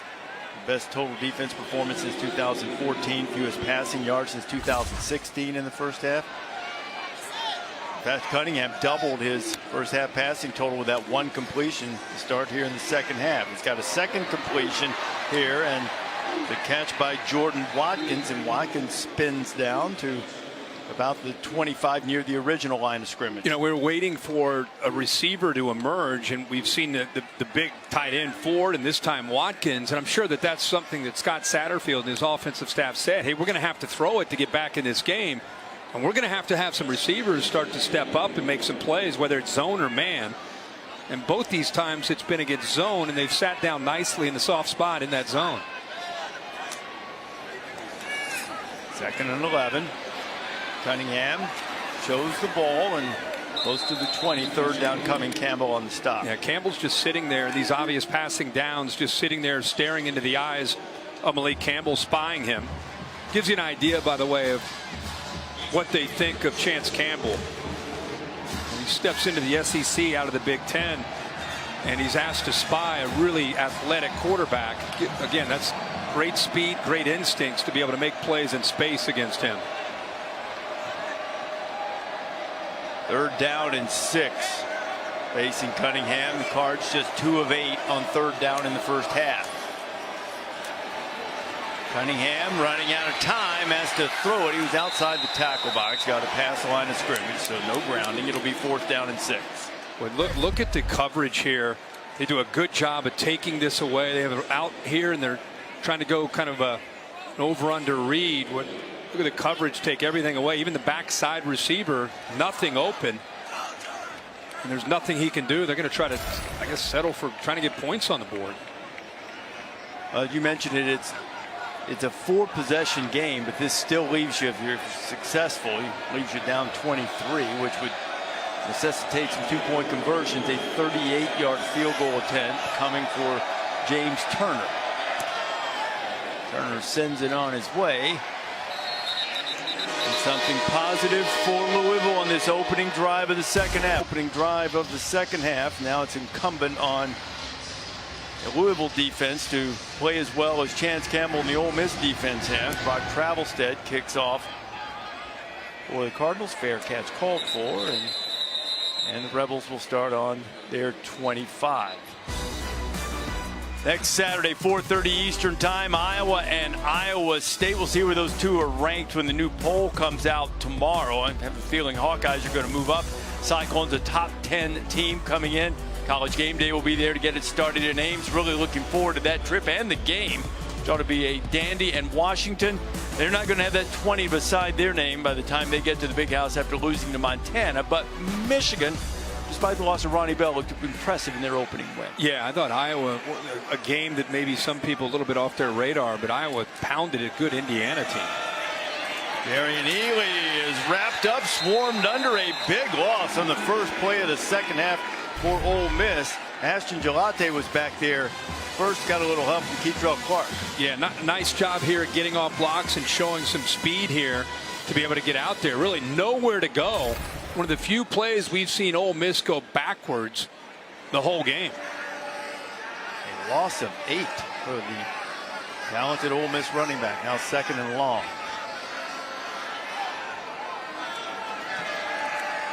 Corral, plenty of time, fires a dart, and that'll take care of that 18. He needed it in a few extras as well. And Ely was on the catch. Yeah, they do a good job of creating a little bit of confusion where you get upfield, takes the linebacker with him, and then you see Ely work right behind where they cleared out with Plumlee. So you're worried about Plumlee, you take him away, you think we're good, and then right behind him comes Ely. Corral put it in Ely's belly and pulled it out, and there's a good quick run. See, this is what I think the good teams in the SEC West you're going to have to be most concerned about. It's one thing about the tempo that's frustrating and concerning and the speed on the perimeter, but you sleep on two and his ability to run, and he's going to make you pay for it. What an athlete he is. I mean, he's known for the arm, but he's got great feet. Going back to the arm, John Rice Plumlee with his second catch, and he's upended almost immediately after making the grab. Greedy Vance on the stop.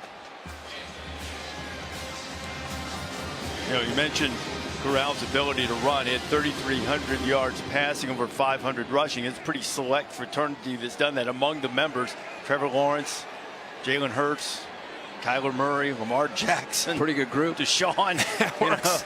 That works.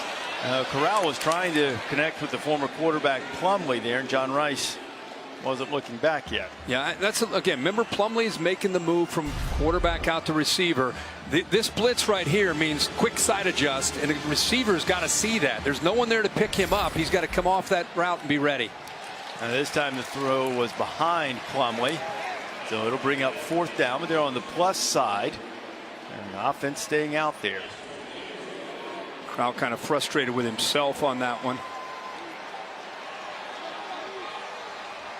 Matt approaching another 300-yard passing game. He's got 279. On fourth down, slant, first down, maybe more. Another big catch from Dontario Drummond.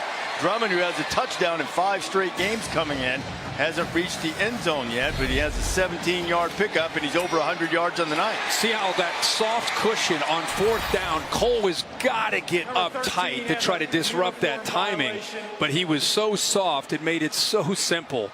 Corral must have looked out and saw that cushion and said, oh, you're just going to give me the first down. All right, we'll take it. He just announced that I think Braylon Sanders is some type of uniform violation.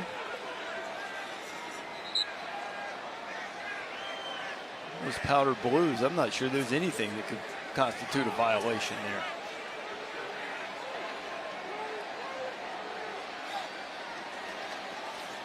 there. Ely. Darian pushing the pile, trying to get it down close to the 20. It'll be second and short. People think of Ole Miss, they think of Lane Kiffin, they think of they're going to throw on you, and they do. 345 a game last year.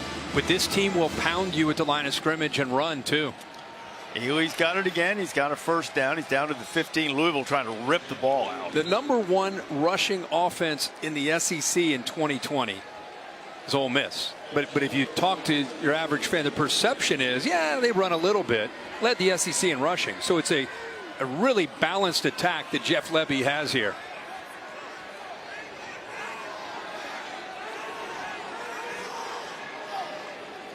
First and 10. Corral. Oh, started to run, and now he's got his first touchdown pass of the season. It's Jarian Ely.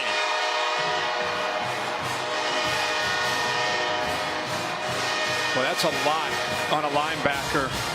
Okeke thinks it's a quarterback draw. Line of scrimmage is right at the 15-yard line. And he looks like they're probably talking about it. If it's an illegal forward pass. I mean, he was right at the 15 when he got rid of it. An eligible receiver downfield, offense. That's number 51, 5-yard penalty, first down. Omana, the center, also they could have gotten the right guard, Ben Brown. You had two guys downfield, but the timing from the quarterback, you're going to see two linemen that work their way blocking. But right here, 15-yard line, he just baits the linebacker right here. Quarterback draw, quarterback draw. He got rid of it in time.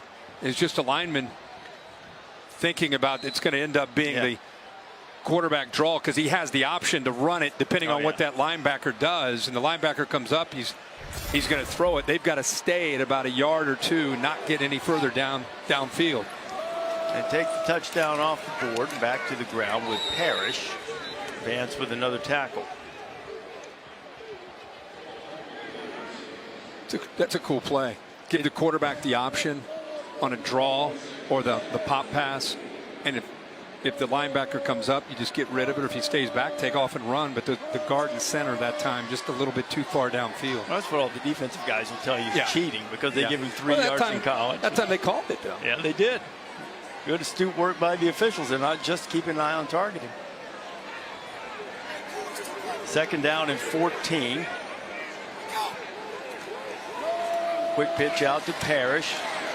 And Parrish is knocked down immediately. Good aggressive play from Jack Fagot, who now playing linebacker, moving down from safety.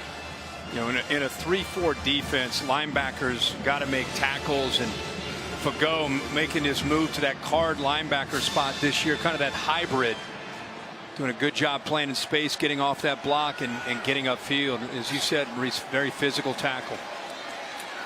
Corral throwing to the end zone and a man in the back just out of the outstretched arms of Braylon Sanders. So it'll be 4th and 16, and Rebels will send the field goal unit out. Another look. Waiting for Sanders to make a big play. You know, when I look at him and think about Lane Kiffin at USC, he had so many good receivers, and a lot of times that one receiver would have 85 catches and the next closest guy would have 22. Robert Woods was that kind of guy when he was out at SC, and Lane, to me, when I look at what this guy could be this year, it's Braylon Sanders could be a Robert Woods type of guy for Ole Miss. He was able to do it with Marquise Lee too, and with Amari Cooper in Alabama. He's made quite a living of feeding the ball to great receivers. This is a 38-yard field goal attempt that is true. The youngster knocks another one through, and the Rebs answer the Cards field goal with one of their own.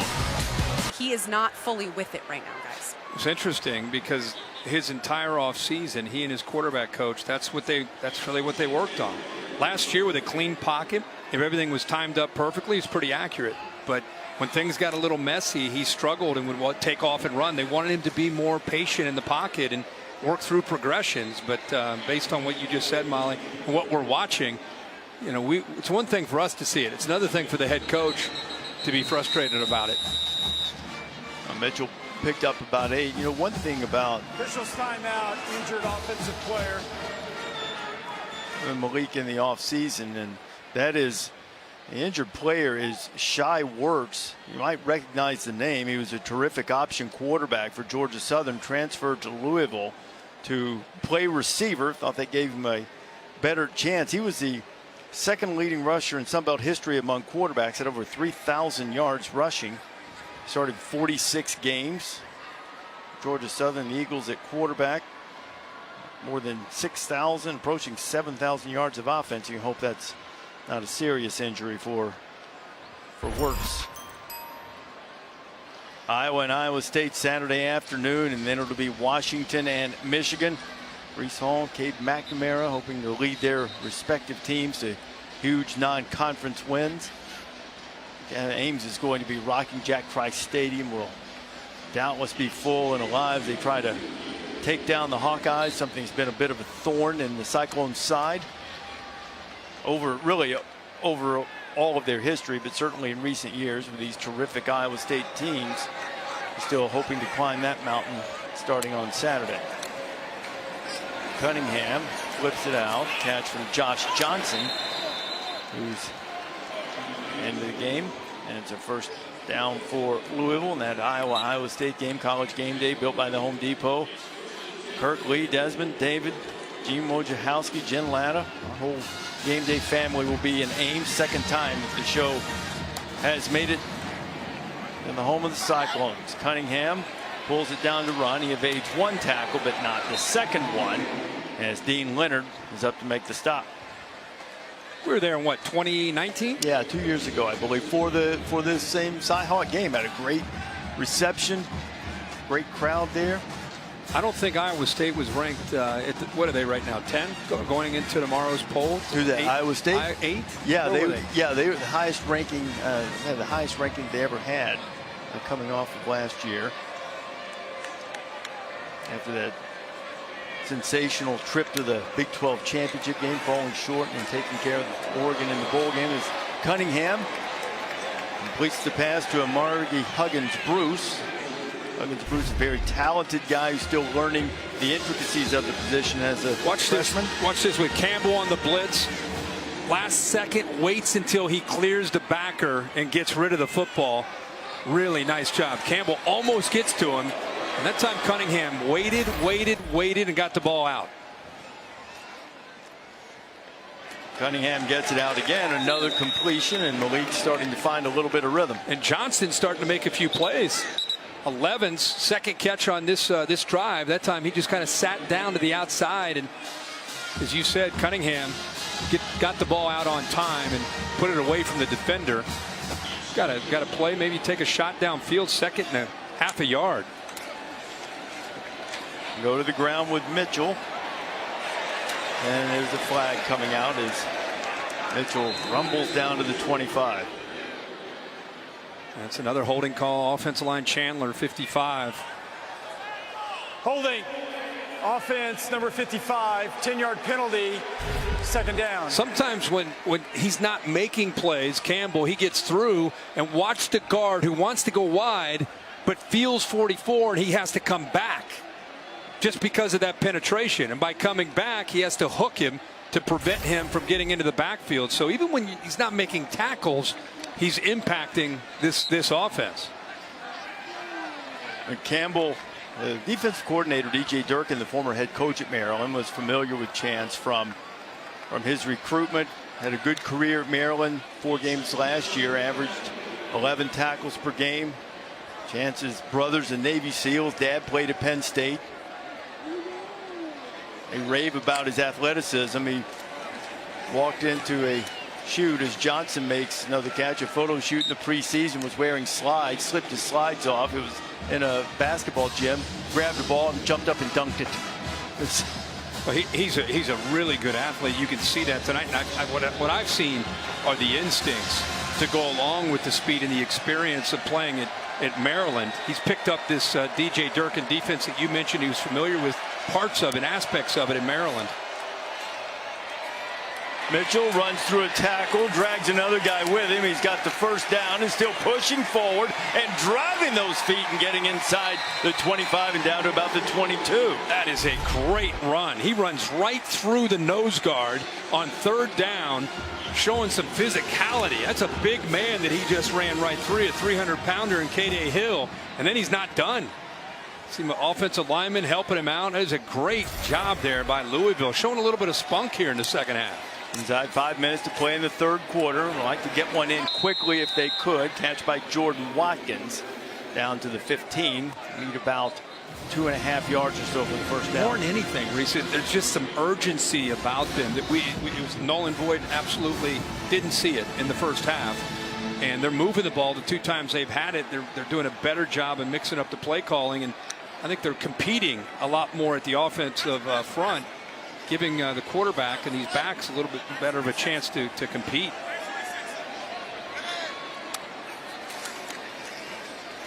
Back to the ground. And Austin Keys is there to stop Mitchell. The first down. Keys getting a little more playing time. Couple of Ole Miss linebackers projected targeting in the first half. This is where, again, with the feet and athletic ability of Cunningham, This is where you'd like to see him out on the outside where he's got the option to run, to throw. Puts a lot of stress on a defense down in the red zone area. There's Mark Robinson, one of the linebackers we mentioned, Lakia Henry, the other. Two of the four players, two from Louisville, also ejected for targeting in the first half.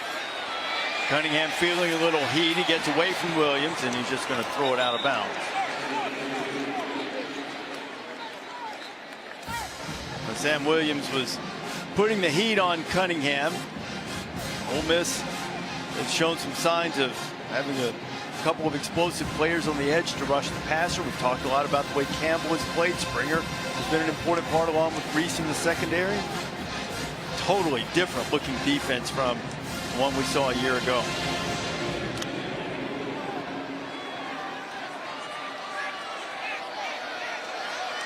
Defensive coordinator DJ Durkin making sure everything's all hooked up, all the cables taken care of. Well, Mitchell's been running tough here on this drive in the second half. Pushes it down to about the 6. Third down's coming. I'm going to guess that this Quentin Bivens is going to be up for player of the game for this defense. I mean, it's sometimes hard for the fans that you watch the football. Sometimes you're seeing a lot of Chance Campbell and some of the others making plays where you can see it. But 94 is doing a lot of work in the middle of this defense tonight for Ole Miss. Third down and 5. Hassan Hall is now in the backfield along with Cunningham. Remember, they went speed option because they played man, and if Hall didn't drop it, it probably had a touchdown earlier. See if they go back to that. Just beats the play clock. Cunningham keeps it. He'll be stopped short of the first down. A.J. Finley on the tackle along with Campbell, and it'll bring up fourth down. How about the effort again by Campbell? Watch him right here. Gets caught up in the inside, does not want to give up on the play. He's on his all fours, still trying to get out there and help out with the safety Finley. At this juncture of the game, they took points on the last drive. Can't do that again, obviously. So Louisville will try to get in the end zone, see if they can set themselves up to make a run here at Ole Miss. Fourth down and 3 coming.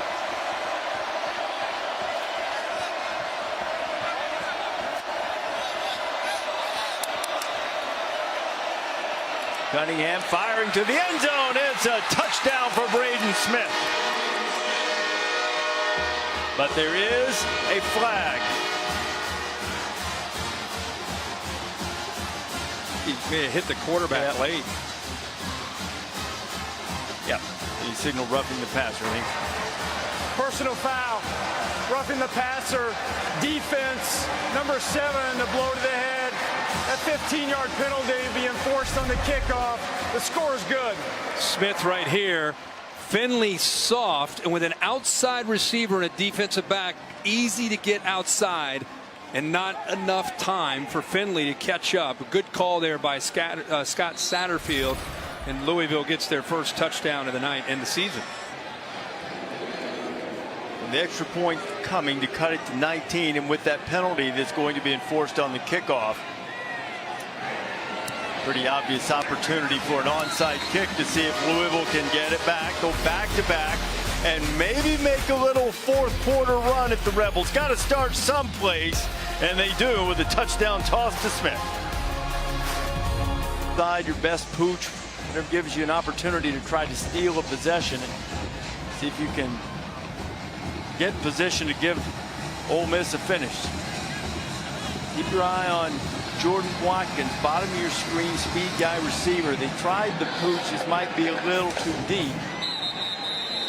And it'll be Ole Miss's ball on the 25. My spotter's a former kicker, Mike Black. He just threw his pen into the air. Eli's Places is coming up. Two-time Super Bowl champion. Has his own version on his brother's signature show. He's going to go all around the country to give you a chance to see some of the most storied and historic college football places, meet with some giants of the sport, and guys like Jon Stewart. Ole Miss number 10 Eli Manning jersey still very popular. You can see Eli's Places on ESPN+. Manning brothers have a TV empire working, don't they? They sure do. To the ground, Snoop Connor. And Snoop's had a good night, scored a touchdown. That's about 12 on that. First down for the Rebels to start the drive. Again, that has a lot to do with how they're able to run the ball. You are stretched out so far, worried about the pass, that it opens up. You're a little bit light in the box, and you're able to run the football. Look at this. Look at the room they have to run. And Corral found that alley. They had that bunch formation at the top. We rode it and pulled it. Another good pickup. I mean, just a little bit short of the first down. Inside 90 seconds to play here in the third quarter, 2nd and 1. And Connor's going to pick up the first down and get near midfield. The only way that you can defend an offense of this style, and there are a number of them out there that kind of broken off from Art Briles. Over the years I've seen is this Jeff Levy, who was there with Art Briles and Kendall Briles, is you got to have defensive linemen where when you are light in the box, they can disrupt things and take away the run enough. But when you have to start committing down and worrying about that run game, you're creating one-on-one opportunities, and that's where they start laughing. You know, that's what they want. And Art Briles is also Jeff's father-in-law. You know, we did see people the defenses give Levy and this offense some trouble last year, rushing 3, dropping 8, forcing them to be patient. And that's where Corral had some issues, most notably against Arkansas. He threw 6 interceptions in that game, facing that. And teams in the second half last year, that's what they did. So they spent their entire offseason thinking they'd see a lot of that again starting tonight. And they emphasized how to beat that. Corral throws a laser to Dontario Drummond, who has another 100-yard receiving night. That's beautiful to see him work. He was convinced he was going to go off to the right. Thought he had the matchup that he wanted. It wasn't there. So he comes all the way back to his third option and makes a great throw. He's convinced based on the look. He has that look, but you could see that he gets caught up. So he works all the way back to the left side and has an answer. Well, Drummond's been the go-to guy tonight. 6 catches, 143 yards. And his final seconds wind away here in the third quarter. Ole Miss has a 19-point lead. The defense has been exceptional. Join SVP and the guys on the show. Week 1 overreactions and reaction in his one big thing, and college football's week 1 bad beats. Picking our Superdog on game day is not a bad beat, just a beat for me. You too? Me too. Flag coming in as Corral races and tried to cut back inside and sort of put a spin move on him, I think, and fell down. Left. Yeah. So holding call here. Holding. Offense number 75. 10-yard penalty. First down. Bryce Ramsey was in there. Yeah, Bryce Ramsey, watch, he's pulling around. Watch this. Lane Kiffin watching this one at home saying, all right, we're going to have to work on old Bryce. Can't have that now. Well, Lane said at halftime, work on the tackling because of the 2 targeting ejections. That'd be 1 there, too. What do we have, 4 total? First half? 4 total, 2 each team, so it's been even at least. And all, by the way, accurately called. Yeah. Following the rule. Drummond's in motion. Corral finds him. Ontario Drummond inside the 15 before he's chased out of bounds. Good block from Braylon Sanders to help him out. Great location. Recognized when he had motion. Nobody ends up going with him. They try to bounce their coverage out that way, but they were outnumbered. He had a blocker in front of him, and he continues to have a great night. 220-pounder at 6'1". He's a handful. 162 yards receiving so far. There goes Snoop Connor. Snoop puts somebody on the hood and goes into the end zone. Well, Snoop Connor is built differently than Ely and Parrish. He looks like an SEC running back at about 225 pounds, and he's looking to just lower his shoulder and go right over you. And that time Chandler Jones, the corner, got a feel of his power. Kind of symbolic of that. Support. Donate at redcross.org/ESPN to help the Red Cross respond to and help people recover from Hurricane Ida. good cause. If you can contribute to that, it would be greatly appreciated and impactful for the people in need. Ole Miss has scored on all 6 trips into the red zone, 4 touchdowns, couple of field goals. And the Rebels, perhaps most heartening to their fans, they held Louisville to 10 points and a total of 217 yards. We're almost a minute into the 4th quarter. And on the return is Hall. He'll get out to the 30, and Malik Cunningham and the Louisville offense will try to get things going. Now, the new AP poll is going to come out tomorrow. The preseason top 10 looked like this. North Carolina went down. You see there were some close games. Notre Dame had to escape last night, as you saw. Iowa State, you know, keeps it pretty bland a lot of times in that opening game. Northern Iowa always plays them tough. And Clemson and Georgia at the top 5 showdown. What changes for you? Georgia obviously goes to 2. Did you make a case for them to go to 1? Well, you made a point there at the break about just based on their opponent, but Alabama just looked like a machine. I mean, the way they played against Miami, and we don't know how good Miami is, but for me it's more about Alabama looking more complete. Offense, defense, special teams. Sometimes you just sit there and look at it. That's week 1. They look like they're mid-season form, you know? You know, in this stadium, SEC championship game later on, and the SVP is going to put this on his week 1 overreaction, but you know, what if we have a 1 versus 2 SEC championship game? Ashante Sistrunk is there to take down Cunningham. Now, this is a big weekend with the SEC and the ACC playing each other in a few games. You know, anytime you want to try to get bragging rights, you want to get into these games and just compete. You know, we've had this one tonight. Of course, we had the Miami-Alabama game. We had the Clemson-Georgia game. And SEC has done a pretty good job, obviously, in all 3 of those games. You know, Clemson battle, they competed. Yeah, I mean, I enjoyed that game. That was a heavyweight, yeah. heavyweight bout. The other 2 games have been pretty convincing. Yeah, it hasn't been a productive Labor Day weekend. The flag comes flying in. Hasn't been a productive Labor Day weekend trips to Atlanta for the ACC teams between Louisville and Miami against their SEC opponents. But, you know, to me, I look at Florida State last night. Even Virginia Tech beating North Carolina. Some people are down on North Carolina. I thought Justin Hamilton had that defense flying around. They look great. I mean, Holding. Defense, number 20. 10-yard penalty. An automatic first down. I know they didn't score a lot of points either, but you see some flash from the Virginia Tech offense of Braxton Burmeister. Yeah, Burmeister looked great. But, you know, it was Duke losing late to Charlotte. It was some of the other games. It wasn't just the SEC, ACC matchups. Georgia Tech was a 20-point favorite. The Bear points out they lost at home to Northern Illinois. Tough start for them. You mentioned Duke. And, you know, of that list, the one you would say, okay, I'm going to circle that one and say, there's no such thing as a moral victory when you're at Florida State.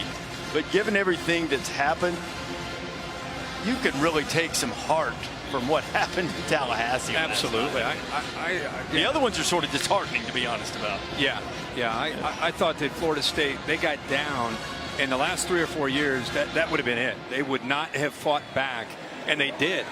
And their crowd was behind them. It was the way it's supposed to be in Tallahassee. And I know they came up short, and they're not into moral victories, but go back and think about where Mike Norvell and the Noles were a year ago, and what, you know, he had some issues, and, you know, the players weren't really playing hard, and terrific offseason. This team's buying into what he's coaching, he and his staff, and I can't wait to see their next couple weeks to just kind of see if they use that as a springboard to realize you guys are on the right path. I mean, you definitely, you keep that love for one another and that passion and play together. And I think Mackenzie Milton and Jordan Travis really help. They can grow around the energy that both those guys provide. Travis was the epitome of class as the ball is thrown down the middle to Marshawn Ford. Ford gets down close to the 30-yard line. Works over the middle, and second time, he feels comfortable with those throws. That's probably where he's been most accurate is waiting for those outside receivers to clear over the middle and wait till they get into that throwing lane between those two backers. That time he had enough time. Good job by the line, giving him enough time to make that throw. It took a little while for that play to develop. Sam Williams, a player that was shaken up. He's had a good night rushing the passer, putting heat on Malik Cunningham throughout the evening. He's a guy that Kiffin and Durkin believe can be a premier rush end. Almost a no-go there to break up the pass over the middle. I want to go back to the point that you've made on game day and that we're seeing exemplified here tonight and probably at Florida State too. Because of the pandemic last year, the defensive teams weren't able to spend as much time together. It even makes it that much worse if you're a new coaching staff like they had last year at Ole Miss and at Florida State. And guys now, through the offseason, through having a normal spring practice, they've had a little bit more time to bond. I know we were talking to Kiffin. He said, you know, look, it's still an offensive game, but you may see some of the defenses sort of fight back a little bit more, and some of those crazy numbers we saw last year might not be as normal. In week 0, our opening comment of the year was, where are we? And my opening comment was for the season, get ready for defenses to make a comeback. The notion that defenses don't matter, you just got to outscore people, will not happen as much this year. And it had everything to do with exactly what we talked with Lane Kiffin about. Defense is about spending time together, working hard together, running to the football together. And you do that by hanging out with each other. It could be at the apartment, going out to dinner, just building a strong chemistry, because defense is all about a love for each other, and we're going to play and fight for each other. And this defense is remarkable. Of all the games I watched this weekend, we watched a ton. It's 1 week. It's a long way to go, obviously. But from where they were to where they are right now and how they look, this defense has improved as much as anybody I've seen in the country. Cunningham firing to the end zone. Well, the next game for Ole Miss is Austin Peay. And by the way, Lane Kiffin, assuming everything goes well, and we certainly hope it does, tells us he would be cleared to come back the day before that game. Then after that, Tulane, which now feels a little bit different after they went to... Remember last year, they scored, I don't want to say at will, but they put it on Alabama's defense last year. Yeah, they did. And they got a dip. Going down the middle, a strike complete. Going back to that look. Those blitzing linebackers able to get inside leverage. And he just looks like that's his throw. That's his ball that he likes, is that outside to inside route. And Cunningham pulled it, and he was wrapped up immediately. Sistrunk on the stop. That last catch on the throw down the middle was made by Justin Marshall. Good job staying home again. One takes the Otis reset time, took the back, forcing Cunningham to hold on to the football. And once he went to the outside, he had 2 defenders there, one for the back, one for the quarterback. It's a good job again by DJ Durkin, anticipating if they go zone read, we got that taken care of. One guy takes the back, one guy has the quarterback. And Guy Bivens, 94, comes back in on the 2nd and goal play. And it'll be 3rd down and goal as push forward and get it down to about the 2. And Mitchell on the carry. We've not called Otis Reese's name a ton tonight, but the coaches would tell you as the season goes on, 3 in blue will be a name that'll be just as instrumental as Chance Campbell, 44. I mean, Campbell's made a lot of plays, but I think you'll see 3 have nights throughout this year the way Chance Campbell's playing tonight. Well, it's good to see the special teams coordinator who has to communicate with officials for timeout. Huxler to get his sprints in right there. Had a little personnel issue there. Catch your breath. And since that point, really, they stepped into an empty elevator shaft with what Scott Satterfield, after the departure of Bob Petrino, is trying to get fixed. Malik Cunningham throws incomplete. It'll be 4th down and goal, though a flag flies in.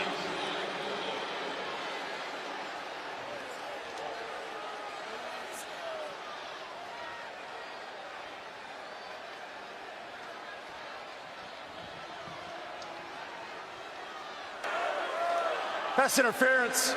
Defense number 7. Wow. Half the distance to the goal. Automatic first down. Sam Williams, he just held on to the shoulder of Marshawn Ford, who was trying to get out in the flat. But watch Reese here. Watch how he's able to, with his speed, get out there. There's the pass interference. 7 just grabbed on to the shoulder. But I'm not sure he was beyond the line of scrimmage. We check in with Bill Lamagna there. What do you think, Bill? That pass was behind the line of scrimmage. Yeah. Yep. To have defensive pass interference, it's got to be beyond the line of scrimmage. Right. So is that The line of scrimmage There's is the about line. a 1.5 yard line, and he's in the backfield.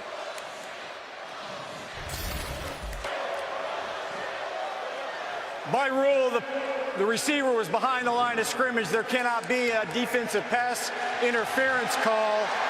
The result of the play is incomplete. It's 4th down. That's a good job by the officials to get together and straighten that out. Yeah, they must. You know, that's what it is. You cover my back, I'll cover your back. Somebody stepped up and made that. So really nice job by the crew. I agree. so? Instead, it's 4th and goal now. See Sparky there in the front row. I did. He had a good seat. He did. Louisville's whole night's gone. He's locked in. He's locked in staying now. in there. I mean, throw him on defense. The guy, he's ready to roll. Best thing about that dog, I think he has some poodle in him. I got myself a standard poodle. Do you really? Are you serious? Oh yeah, they are unbelievable dogs. Intelligence? Oh, smartest breed there is. I slobber around with 3 golden retrievers. My standard poodle chases the bears in the backyard. Wow. Cunningham pulls it down to run, and he gets into the end zone on 4th and goal. Well, the whole night hasn't gone to the dogs yet. I just love, honestly, and look at my man. That's pretty good. That's pretty good. Rover deserves a treat there. What are your dog's names? I got Ben, who's the patriarch. He's my boss. Yeah. I report to him. He's 7. I have Theo, and I have Mitch. How about you? Mozzie. Mozzie. He's named after a great character played by Willie Garson on the old show White Collar. Wow, that's next level. Family show that we all watch together. It was a big part for us. Name the poodle after him and get better than that. Well, it's been better night for Louisville in the past, but Cunningham getting into the end zone. Give that man a treat. Speak. Football starts a week from tonight, 8 o'clock Eastern Time. Ravens and Raiders. Monday Night Countdown will get things started 6 o'clock Eastern on all the variety of platforms, and of course Peyton and Eli's alternate broadcast on ESPN2. Ryan Chalafu, a little bit better effort at the pooch, but still fielded by Ole Miss, as we've had a great week 1 of college football.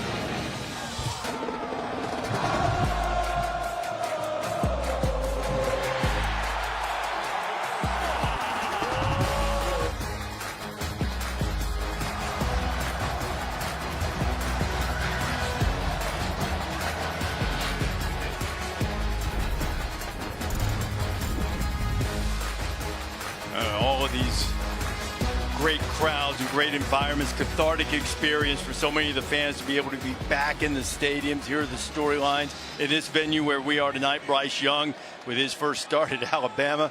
Virtuoso performance. The Georgia defense was great. Just really set the tone for the season with some really impressive performances as Henry Parrish turns the corner, gets into Louisville territory, and is tripped up just short of the 35. I was just about to say how impressed I've been with Louisville in week 1. Games not going their way and how they're fighting. And their offense has done a good job, looking much better in this second half. But like to see, it's all about building early in the season for next week. You just don't want to shut it down. Just keep battling no matter how bad it gets. Whoop. That is a dart to Dontario Drummond, and now Drummond has a touchdown in 6 straight games, but it may not stand. We've got a holding call, but you can see the safety get out of position. Drummond, Reese, you talked about having a huge night, an easy throw, went Jones out of position, but it'll all come back with the holding call. Who does Corral's throwing motion remind you of? Like a Baker Mayfield kind of. His temperament got a little bit of Baker when Baker was in college. How about you? His flexibility in his upper body is pretty remarkable. That throw, particularly, I don't think it quite had the heat on it, and there's nobody I like watching throw the ball more than Aaron Rodgers. But there was almost like a little bit of that with that throw, that last one. Pretty one to watch. Corral pulls it down, slides at the 40.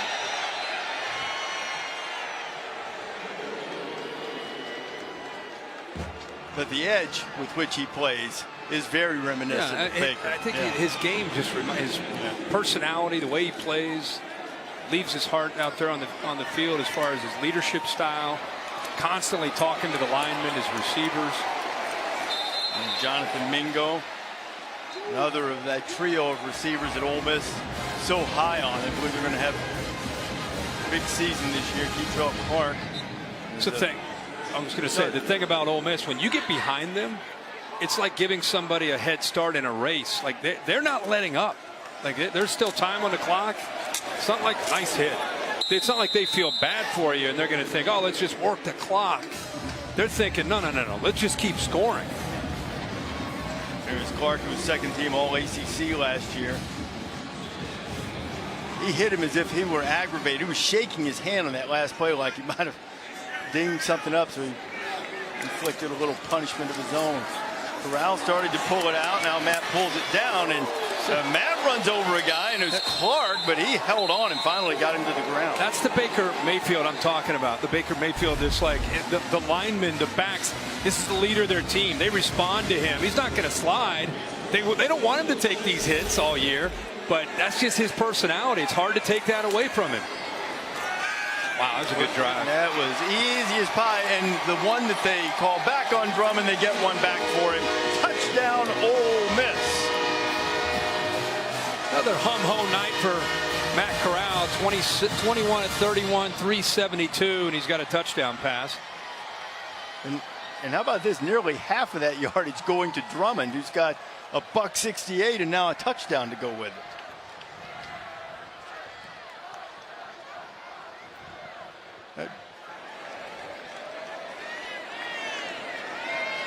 Drummond finished the season strong, had a really good performance in the Outback Bowl against Indiana, and he's had an excellent one tonight as Ole Miss pushes the lead to 40. I'm just still perplexed that you have a poodle.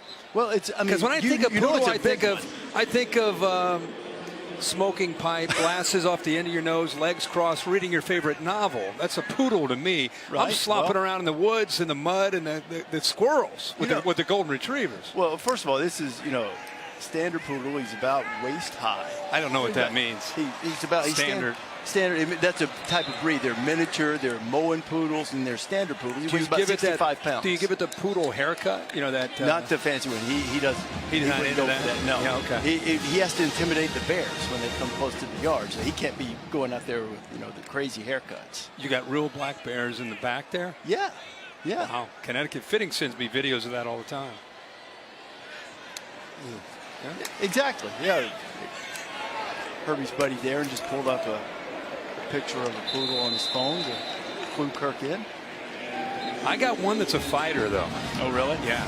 Go to the park and everybody looks at them because they look like they're Disney characters, and then one of them wants to get down and get dirty. It's kind of embarrassing. The funny thing about my dog is that he is mild and gentle and almost, you think, timid, except for two things. If a bear or bobcat comes into the backyard, the two things that actually could do him some harm. He goes out. How do you prevent him from getting destroyed by the bears? You got to get him back in. I mean, when he starts, you have to find a way to get him back in, because that would not be a fair fight, no matter what he thinks. Yeah. Well, I'm proud of him for thinking he's got a chance. So you're telling me there's a chance? Inside 5.5 to go. Louisville trying to have a little something to take away from this night to feel a little bit better about it. The expectations that perhaps they could get a victory over an SEC team. This is the first of 3 games in 12 days for the Cardinals. It's also one of the reasons that they were judicious, Scott Satterfield was, about how much they tackled and hit during preseason camp. They certainly did, but they were mindful that they've got a game against Eastern Kentucky coming up on Saturday, and then they have a Friday night game, I believe, against UCF. You know, it's funny you say that, because watching the first week, I feel like you can see the teams that got physical in practices in August versus the teams that maybe don't have that philosophy anymore in 2021. You know, that, hey, nobody to the ground kind of thing. You go to some of these practices in camp, and there's some people that just don't want to be hit to the point they'll thud up, but they're not going to go to the ground. Then you go to an Alabama practice, and woo, they're playing for keeps. I mean, they are absolutely hitting. And then you watch them in a game, and it pays off how they tackle. Ole Miss kind of feels. I haven't talked with Lane about that. I didn't ask him how physical they were in practice, but they're defensively, they're not just running to the ball. They are hitting hard tonight. His initial reaction, Kiffin's, after their first scrimmage was that he wasn't really pleased with the defense, and this sort of reversed course a little bit after going back and studying the tape a little bit more, and was a little bit more pleased with DJ Durkin's defense. I think we walk out of here tonight, you know, depending on if you're looking at it through the Louisville side or the Ole Miss side, is Matt Corral and his receivers and this offense are going to be great again. And the difference is they look like a team. This defense looks like they have a chance to be really good this year. Completion, well-thrown ball from Cunningham finding Watkins. And for Louisville, I'm just happy that they did not shut it down. This is week 1. You're going to lose this game, but if you're going to look at the film and you want to be able to grow and learn from the good and the bad, put this one behind you. It's a non-conference loss, but the fact that they're still fighting in the fourth quarter when a game got sideways on them, I love to see that. Cunningham turning the corner and headed to the end zone, and Louisville is back in.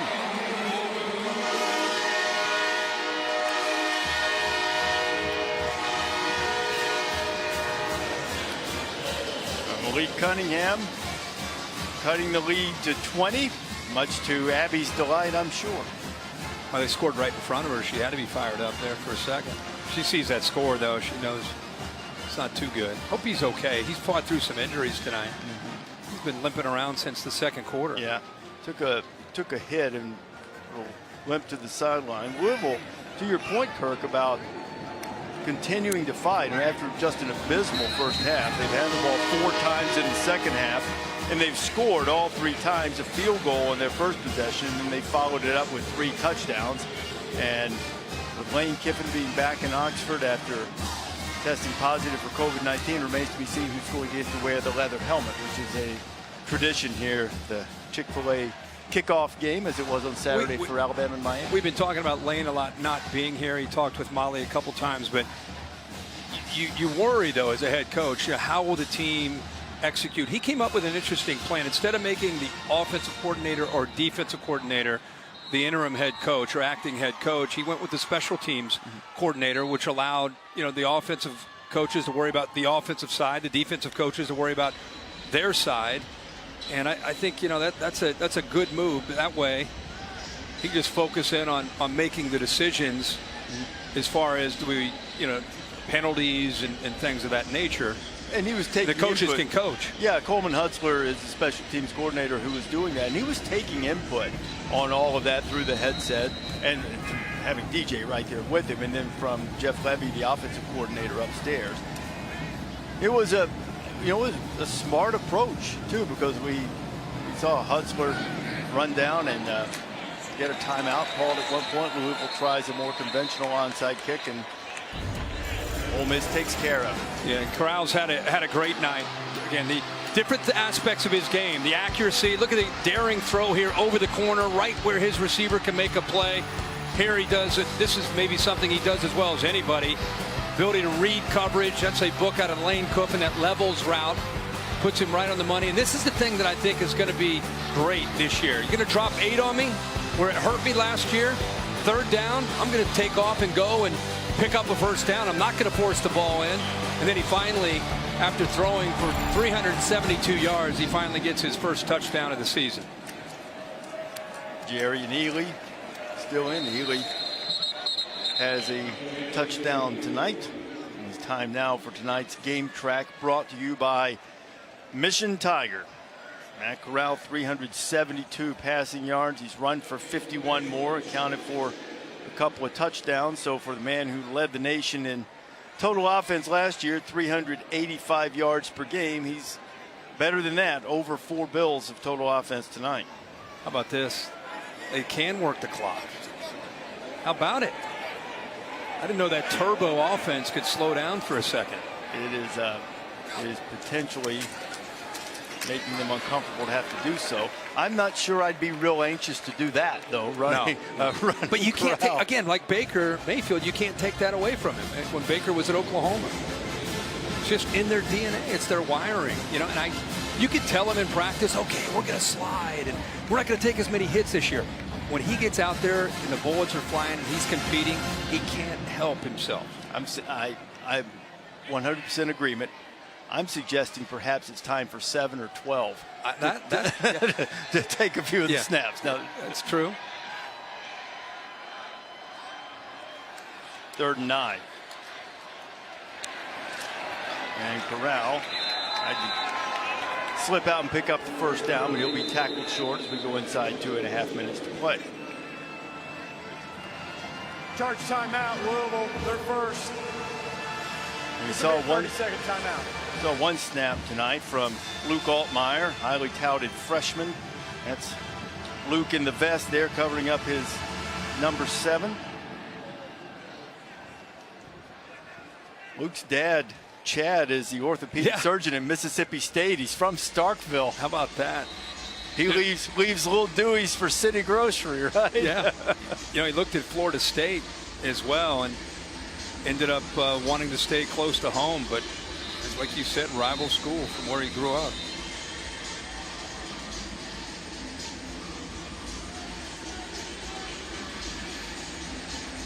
(43-24), 4th and 5. Satterfield hoping to get the ball back. Lesson to be learned, as you pointed out a couple of times tonight, in continuing fight. There's not enough time to win the game, but there is enough time to set the tone for the remainder of the season.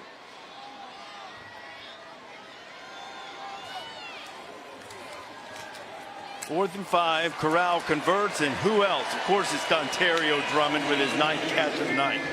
I've been really, really impressed with him. And watching tape from last year, particularly late in the season.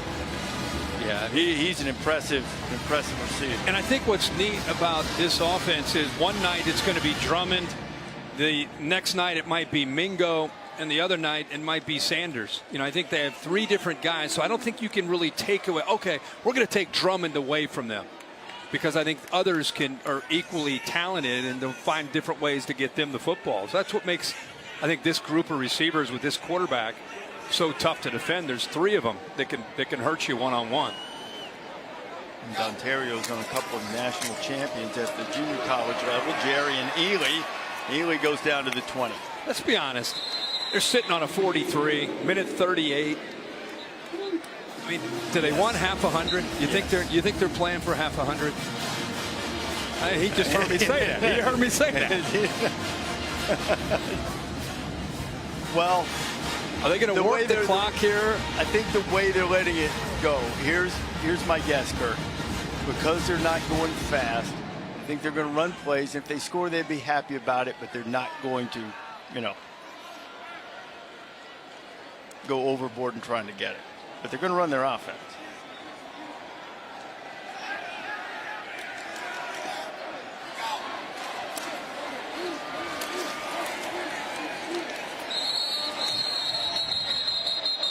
And Ely tossed to the ground. Ely, who's a 2-sport athlete at Ole Miss, didn't play baseball this year because he had to have surgery to repair a shoulder injury from football. But he is a dynamic player that has had some good moments tonight. You'll see some more explosion from him over the course of the year. Yeah. Ely and Plumlee, 2 really, really good athletes, great baseball players. Kind of a dying breed, to see a football-baseball combo playing at an elite level. Nice to see 2 on one team. And this will be the final snap. There's John Rice Plumlee, who had a couple of touches tonight from his new receiver position. He played a little bit last year, converted quarterback. And Corral will take a knee, and that's going to do it from Atlanta. So Ole Miss, without Lane Kiffin and DJ Durkin, the defensive coordinator, walking out. DJ Durkin, you always want to get better. 1 week, but my man's got to feel really good with how this season got started for this defense. That was the emphasis in the offseason. You knew the offense was going to be good. Defense had to get better, and they have.